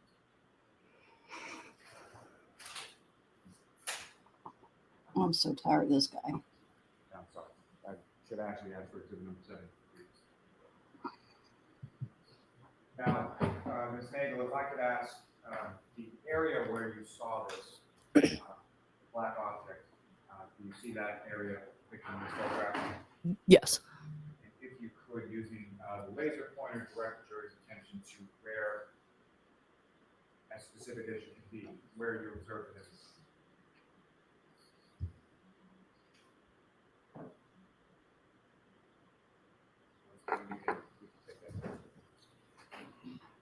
You need a picture that's side on, so she can go here. Now, as Or the looking vehicle is back, going so by she the can house, go as you there. make that observation, what, if anything, did you say in the backseat of the car? I did say out loud. I was like, I think I might have saw something. I'm not kind of sure what it was, but I was also intoxicated drinking, so didn't really know what I saw. But Sarah was like, "What, Julie?"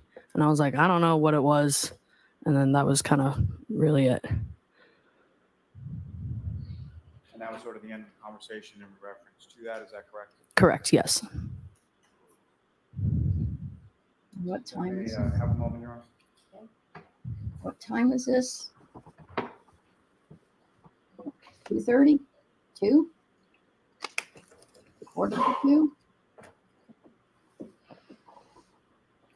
I take lousy notes. Have you noticed?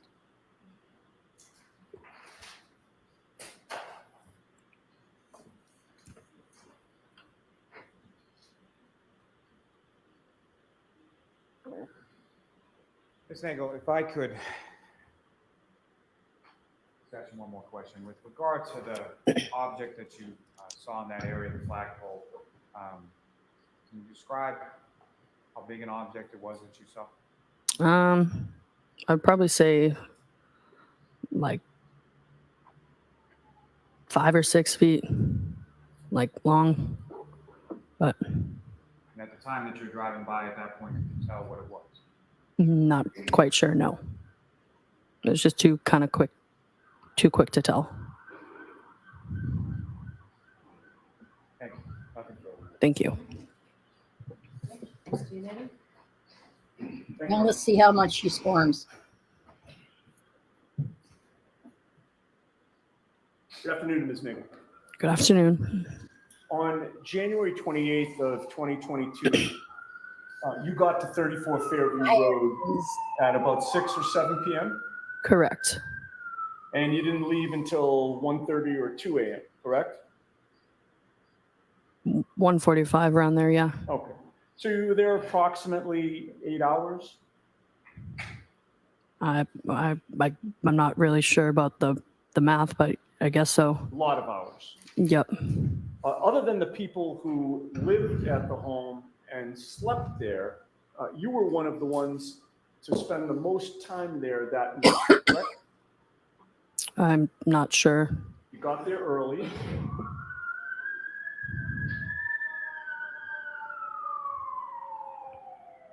Sirens.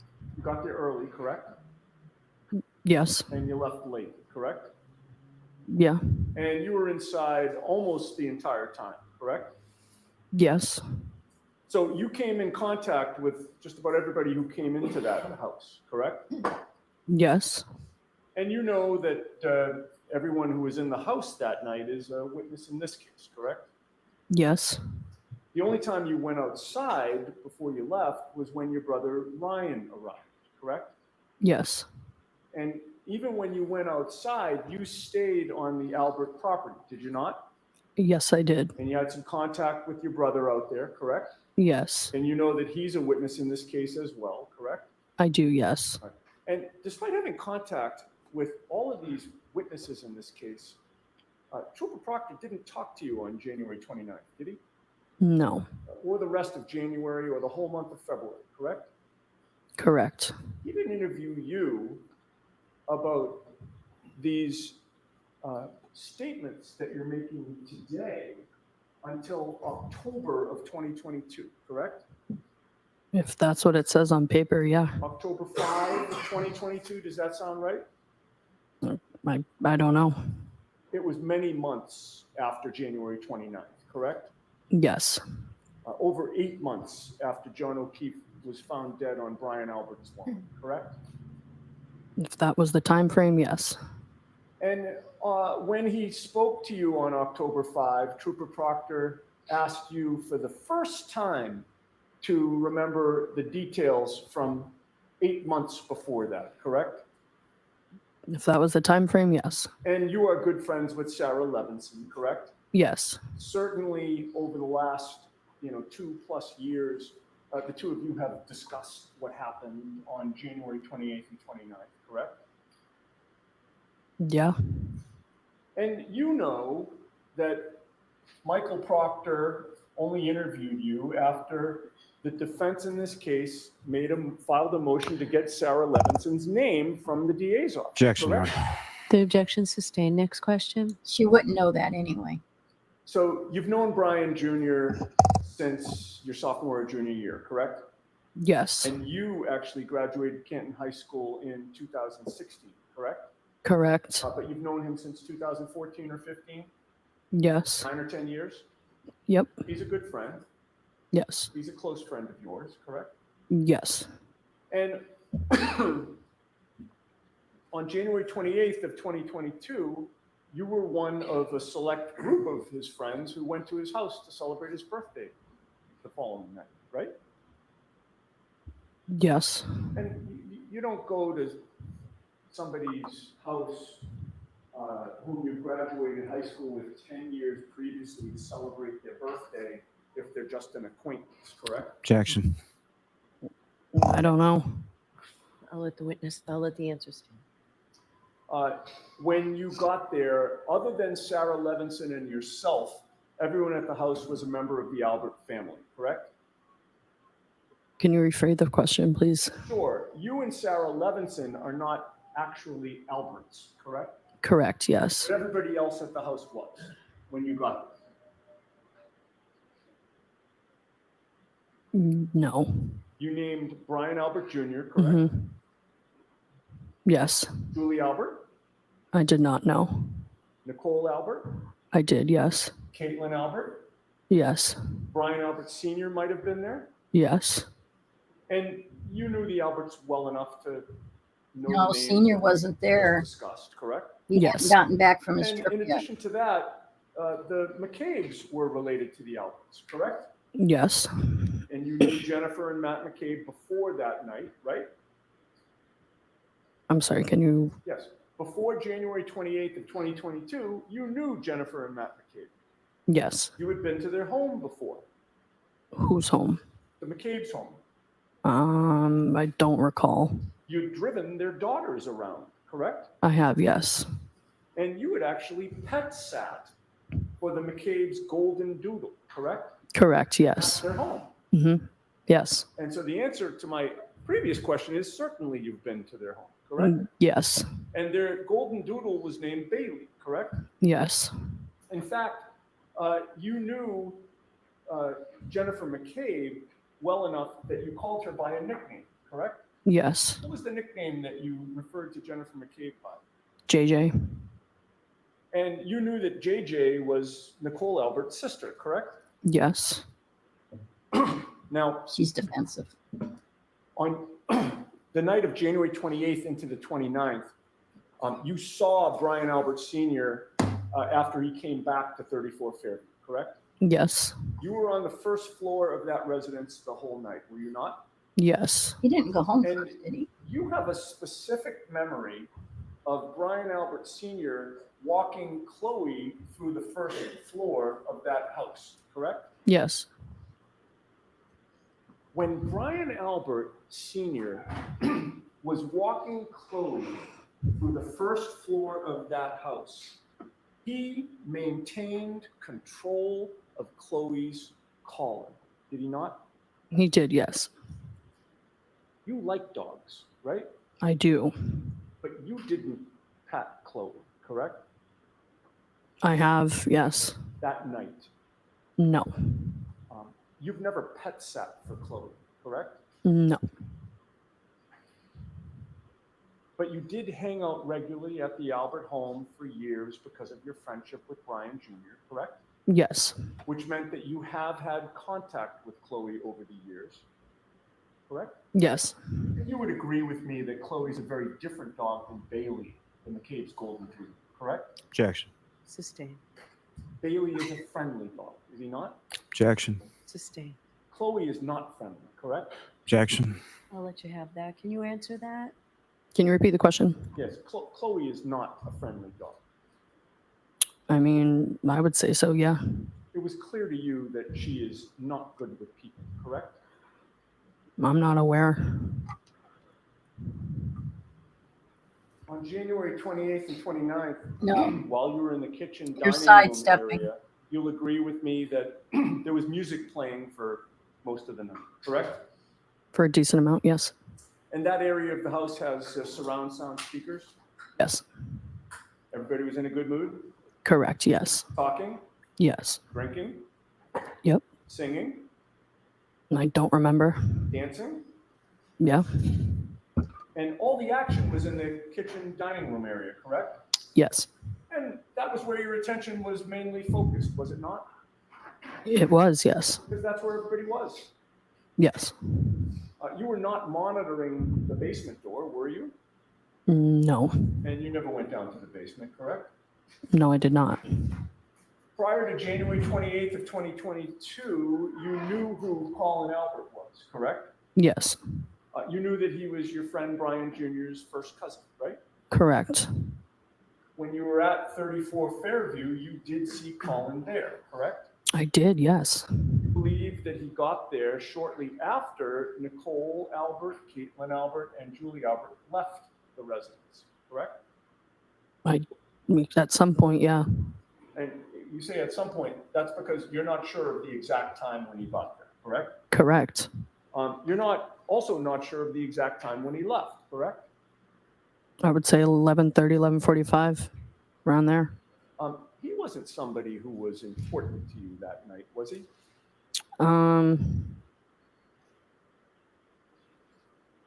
Not really, no.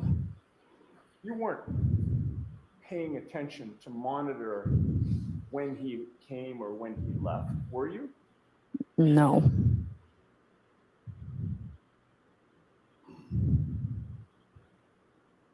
I said no. You never physically watched him walk out the door, correct? I don't remember. You can't even say which door he walked out, correct? I don't know. You never saw him get picked up. I did not know. You never saw any car arrive for him. I don't know. And you never saw how he got home. No. Now, on January 29th of 2022, after midnight, your brother Ryan Nagel and you lived in the same home, correct? At the time, yes. At about 12:15 to 12:20, you texted your brother Ryan for a ride home, correct? If that's what the timestamp says, yes. Do you have a screenshot of that text message? Somewhere, yes. Did Why? you provide that to any investigator or assistant district attorney? I don't remember. Do you recall whether any assistant district attorney or investigator asked you for a copy of that text message? I don't know. Is that text message still on your phone? I don't know. Did you delete that text message? I don't Objection, know. Your Honor. So let's move this along, Ms. Giannetti. When you texted Ryan that night, you were contacting Why? him You have a because you thought it screenshot was of an the text. appropriate time for you to leave, correct? Yeah. How long did it take your brother Ryan to get to the Albert home after that text message? I don't know. Was it an hour? I don't think so, no. Was it a half hour? I do not know. So you have no idea how long it took him to get there and how long you stayed after you texted him, correct? I don't know, no. By the time you're texting Ryan, Ms. Nagel, how much do you think you had had to drink since 6 or 7 p.m.? A decent amount. Would you say that another word for it would be a lot? No. What were you drinking that night? Michelob Ultras. And how many did you have? I don't know. I don't remember. Did you bring your own Globe Ultras to the party? I don't know. You don't remember whether you brought any beer to the party? I don't know. Where was the beer? I either brought it or I don't know. I don't remember. It was 2.5 years ago. Where was it within the home? In the fridge. You have no memory of like running out of beer that night, correct? I don't remember, no. There appeared to be plenty of beer to go around, correct? For myself, yeah. Between the time that you texted your brother Ryan and the time he arrived, it's fair to say that you changed your mind about going home with him, correct? Yes. You changed your mind while you were still inside the Albert home, correct? I did not say that, no. Well, I'm asking you now. No. You changed your mind only after you left the residence and went out to talk to him? Yes.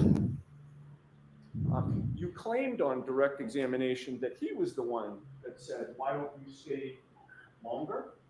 No, that's not what I said. Who was it that said that you wanted to stay longer? If myself. So you told him that you wanted to stay longer, correct? Yeah. I did. And when you went outside, you learned that he had come and his friend, is it Ricky D'Antuono? How do you pronounce the name? It's Ricky D'Antano. D'Antano. Ryan had come in Ricky D'Antano's gray Ford F-150 truck, correct? I'm sorry, can you repeat that? I butchered that. When you went outside, you saw that your brother Ryan was in Ricky D'Antano's gray Ford F-150 truck, correct? Correct, yes. He was sitting in the front passenger seat of the truck, correct? Ryan, yes. The truck was parallel to the Albert's residence, correct? Yes. It was not parked in the driveway. No. The truck was facing toward Chapman Street, toward going up the hill, correct? Yes. So Ryan's seat would have been the closest to the property, right? Passenger seat? I'm sorry, closest to the what? To the Albert home. Yes, correct. You walked down the driveway to get to the truck, correct? Yes. Cabe's SUV was in the driveway at that point, was it not? Yes. And at that point, it's like that. I want to go back, if I can, to when you were inside the house, because you had testified that when you were inside, you looked out the window and you saw a different vehicle, correct? I did, yes. That was the black SUV. Yes. And you've testified that you saw that from within the house, you saw that black SUV move 2 times, correct? More than 2. So it was at first parked near the mailbox, Yes. and then you saw it move forward, right? Mm-hmm. Yes. And then you saw it move forward again to near the flagpole, correct? Yes. And was there a third time that you saw it move? I saw it pull up, stopped, pulled up again, stopped, pulled up again by the flagpole, stopped. That's all I saw. All right. And that was all while you were inside the house, correct? Correct, yes. And, when it was pulling up like that, Ms. Nagel, it wasn't going 80 miles an hour, correct? It was not, no. It wasn't going 50 miles an hour, correct? I mean, I didn't have a radar gun on me, but no. It was going at a safe speed, correct? Yeah. It wasn't going a very long distance, correct? Each time? No. Just a matter of several feet, correct? Adjusting its position? Just pulled up and stopped a few times. Right. And as you saw it pull up and stop a few times from within the home, its direction was always forward, correct? From what I saw, yes. Right. You never saw that car back up, correct? No. You certainly never saw it speed at a crazy pace backwards, correct? Objection. Objection sustained.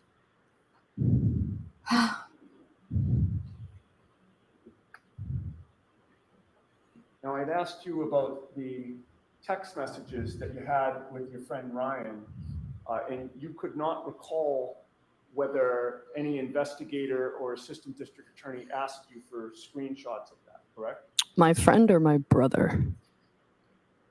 Did I say friend? You did, yes. Thank you for correcting me. I did mean your brother Ryan. Thank you. And I appreciate the fact that you're paying attention. At least one of us is. Yeah. So I asked you about the screenshots of the text messages that you had with your brother Ryan and whether any investigator or assistant district attorney had asked you for them, correct? I don't remember. You didn't remember, right. But somebody did ask you for a screenshot, correct? Yes. Who was that? JJ McCabe. And by JJ, you mean Jennifer McCabe? Correct, yes.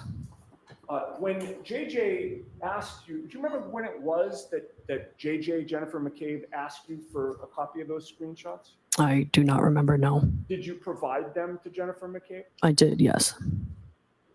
Did Jennifer McCabe, when she asked you to provide her with those screenshots, claim that she was an investigator in this case? Objection. You can answer that. Do you mind repeating that, please? Sure. When Jennifer McCabe, or as you call her, JJ, asked you for screenshots of the text messages that you had with your brother Ryan, did Jennifer McCabe tell you that she was investigating this case? No. And you have no memory of providing those screenshots to any investigator other than Jennifer McCabe, correct? I don't remember, no. Okay. Now, when you're ultimately leaving the residence, it's about, I think you said 1:45 a.m. is your best guess? Yes. You walked out which door? The front door. And that would be the one to the left, right? The real front door of the house. Yes, correct. That door faces right to the front lawn, correct? Yes. You left with Jennifer McCabe, Matthew McCabe, and Sarah Levinson, correct? Correct. And you all went out the same door, correct? I know what door I went out. I don't know about, it could have been. I don't know if they went through the side, but yeah. Fair to say that walking out the front door of that house, you saw no body on that front lawn in front of you, correct? When I walked out? Correct. No. None of the other three people yelled out that they saw a body, correct? Correct. You got into Jennifer McCabe's vehicle, correct? Yes. And you were seated behind the driver, correct? Yes. And the driver was Matthew McCabe, correct? Correct. Jennifer McCabe was in the front passenger seat. Yes. And Sarah Levinson was sitting next to you behind the front passenger, correct? Yes. Matthew McCabe backed the car out of the driveway and then headed up toward Chapman Street, correct? Yes. That meant that the passenger's side of the vehicle was closest to the Albert home, correct? Yes. So that meant that Sarah Levinson and Jennifer McCabe were in the seats that were closest to the Albert home, correct? I'm sorry, could you repeat that? Sure. As Matthew McCabe was driving that vehicle alongside the Albert property line, Jennifer McCabe in the front passenger seat and Sarah Levinson in the rear passenger seat were the closest two people to the Albert home, correct? Yes. And as the car passed in front of the Albert home, you saw no tire tracks in the snow, correct? I don't remember. You claim now to have seen a black object in the snow, correct? Yes. Object is the term that you used when you were finally interviewed about this matter, correct? A black object, yes. Right. You never before ever told any investigator that what you actually saw was a black blob, correct? I don't remember. A black what? And Log? you also never, ever told any investigator that this black object that you described was actually 5 feet or 6 feet long, correct? Correct, yes. The very first time you're now mentioning this testimony that this black object, as you describe it, was actually 5 or 6 feet long was just today, after 12 noon on May 14th of 2024, correct? Lally asked me how big it was, so I just told him right now, yeah. Yeah, Lally, when you say Lally, you mean Mr. Lally? Correct? Yes, Mr. Lally, correct, yes. Mr. Lally just asked you during this trial, again, Yeah, right before this jury. That's the first time you've ever been asked or ever given an answer as to how big that object was, correct? not necessarily, no. Did you review any report that was taken when the investigators spoke to you regarding this case before taking the stand today? No, You've never testified in a grand jury regarding this case, correct? correct. You've never testified in any hearing regarding this case, correct? In this hearing, in this case, Besides today. no. And you would agree with me that it is nowhere on record that this black object that you talk about was ever 5 or 6 feet long prior to telling the jury that today. Objection. You have to ask that differently, Mr. Kennedy. Today, this afternoon, is the first time that you've provided testimony or information to any official regarding this case that the object was 5 or 6 feet long. No, I'm sorry? no. Who did you tell prior to today? About what? Mr. Lally. Okay, I thought we were talking about the fact that you've now testified that this black object was 5 or 6 feet long. You recall that? Today, yes. And my question to you was, you've never mentioned that this black object was 5 or 6 feet long until the last hour or so when Mr. Lally questioned you about it, correct? Yes. She was saying the same thing, but Now, no, she never said. when you were passing the property, you did not think it was a body. At the time, no. You claim that you told everyone in the car that you saw something, correct? Correct. And your friend Sarah said what? Or something to that effect, correct? Correct. And there was no further conversation after that, correct? Not that I can remember. No. And you didn't think that it was a person who was in trouble, correct? Objection. Did you think that? At what time, Mr.? When you were leaving the property, after leaving the house at 1:45 a.m. and getting into the McCabe vehicle and passing the Albert lawn, you did not think that you saw a person who was in trouble, correct? No. Or a person that may have needed help, correct? I don't know, no. And you were right there, correct, passing the property? I was passing the property, Not yes. as close to the property as your friend Sarah Levinson, but you were in the back seat on the driver's side, correct? Correct. And you were in a car such that if you thought that you saw something that could have been a person, all you had to do was tell the driver, correct? Objection. Sustained. Did you tell the driver that you saw somebody who was in trouble? Well, I said it out loud in the car.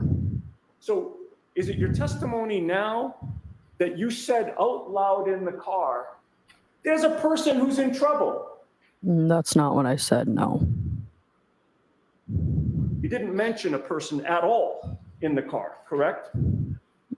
No, Did not tell Matthew McCabe, hey, stop the car, correct? I did not know. If you had seen a person in the snow lying there, you would have done something about it, correct? Objection. Sustained. You didn't ask Matthew McCabe to stop. No, You didn't ask him to back up. nope, You didn't ask him to check on whatever it was. Objection, Your Honor. I'll allow that. no. You had your phone with you, correct? Yeah, Your phone was working, correct? I don't remember. You used that phone to text your brother. Hour and a half before. Are you testifying today that your phone was completely out of charge?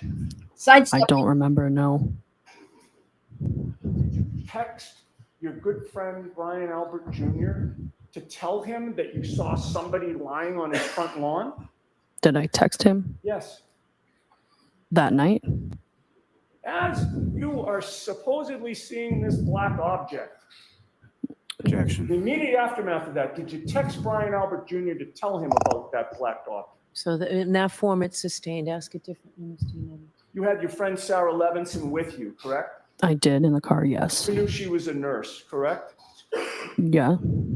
You didn't tell your friend Sarah that you just saw somebody lying in the snow during a blizzard who might need some help, correct? I did not know. That Brian Jr.'s father was a police officer, correct? Objection, Your Honor. So let's move this. Are you just about done with this line of questioning? I'll give you a little bit more. Just a couple more questions and I'm Okay, done. go ahead. You knew that he was a police officer, correct? Yes. And obviously a first responder as a police officer, right?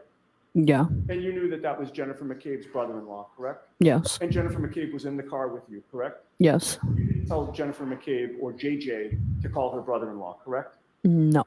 The fact of the matter is you did nothing, right? Yeah. And that's because you did not see a body on that lawn, correct? Objection. Is that true?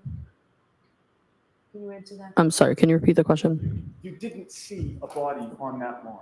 I mean, I don't know what I saw, but I saw an object. You were drinking for hours. Is that a question? Yes, you were drinking for hours. Is that correct? Yeah. And you were intoxicated as you were leaving that home. Objection. Were you? She said Yes. it herself. You were drunk, right? Some would say, yeah. You would say.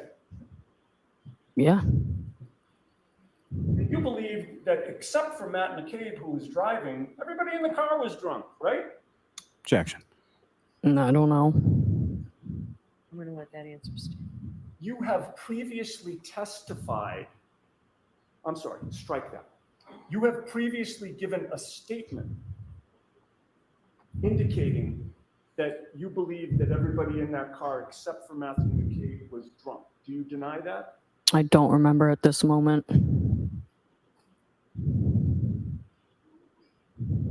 Breathing heavy, are we? You told investigators that when Brian Albert Jr. called you the next morning and you found out about the tragedy the previous night, you, quote, put two and two together, correct? I did, yes. And when you put two and two together, you did not call the county police, correct? I did not know. Not call the state police, correct? Nope. Not call the district attorney's office. No. You would agree with me that you just sat on this revelation, correct? I would. Objection, Your Honor. Okay, that's sustained in that form. And you were not interviewed by any investigator in January, February, March, or any time over the spring or summer of 2022, correct? I don't remember the time frame, but not right after, no. And when an investigator finally spoke to you, it was Michael Proctor, correct? Correct. He was the one who took your statement on October 12th of 2022, correct? If that was the date and time, yes. And that was over 8 months after you were driving past the Albert home at around 2 a.m. while you were drunk and supposedly seeing some black object, correct? Before 2 a.m., yes. Why does she And insist You before? know, Ms. Nagel, that as of October of 2022, the defense had, in this case, had publicly announced that Objection, no Your one in Honor. that house saw All a right. body on that front lawn. So that question's improper. I'm going to strike that question. No further questions. All right. So we're going to break. I have to bring you back tomorrow. Okay. Okay. So jurors, please do not discuss this case with anyone. Don't do any independent Okay, research here or we go. investigation into this case. If you happen to see, hear, or read anything about this case, please disregard it. Let us know if you actually stand. And we'll see you tomorrow. Okay. Tomorrow's a full day. Yippee! Tomorrow's a full day. Can't wait. Oh, man. I wish I understood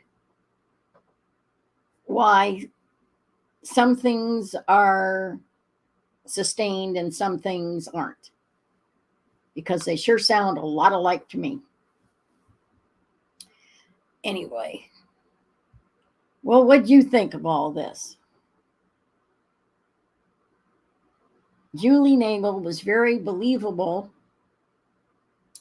up until she started dancing.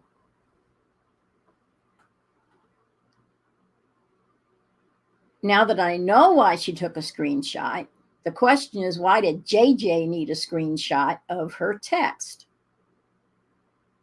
Were they already plotting and planning? I don't trust them. I don't trust any of the Alberts. None of them. None of them. I don't like how they talk about their dog. When Yannetti said that when Albert Sr. went to get Chloe, he brought her down by her collar. That's to make sure she didn't do anything. You don't lead your dog by a collar unless you know there's a chance it's going to go somewhere. I grab my dog by the collar when she's barking at the dogs through the fence to get her away from the fence.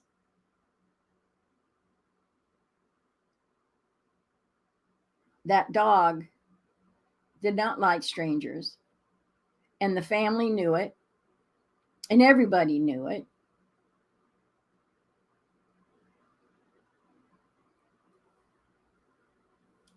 Ugh. My brain is swimming.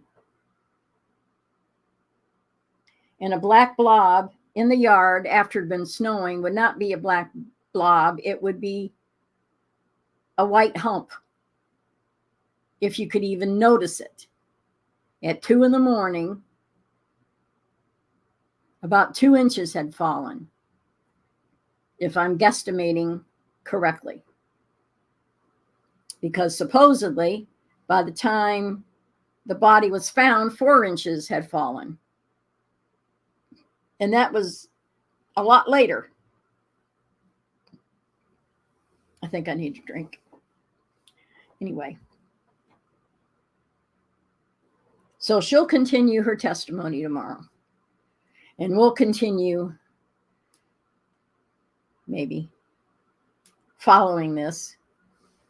And I'll continue being snarky and yelling at, why can't he say that? Take a cleansing breath. Go do something else. Clear your mind.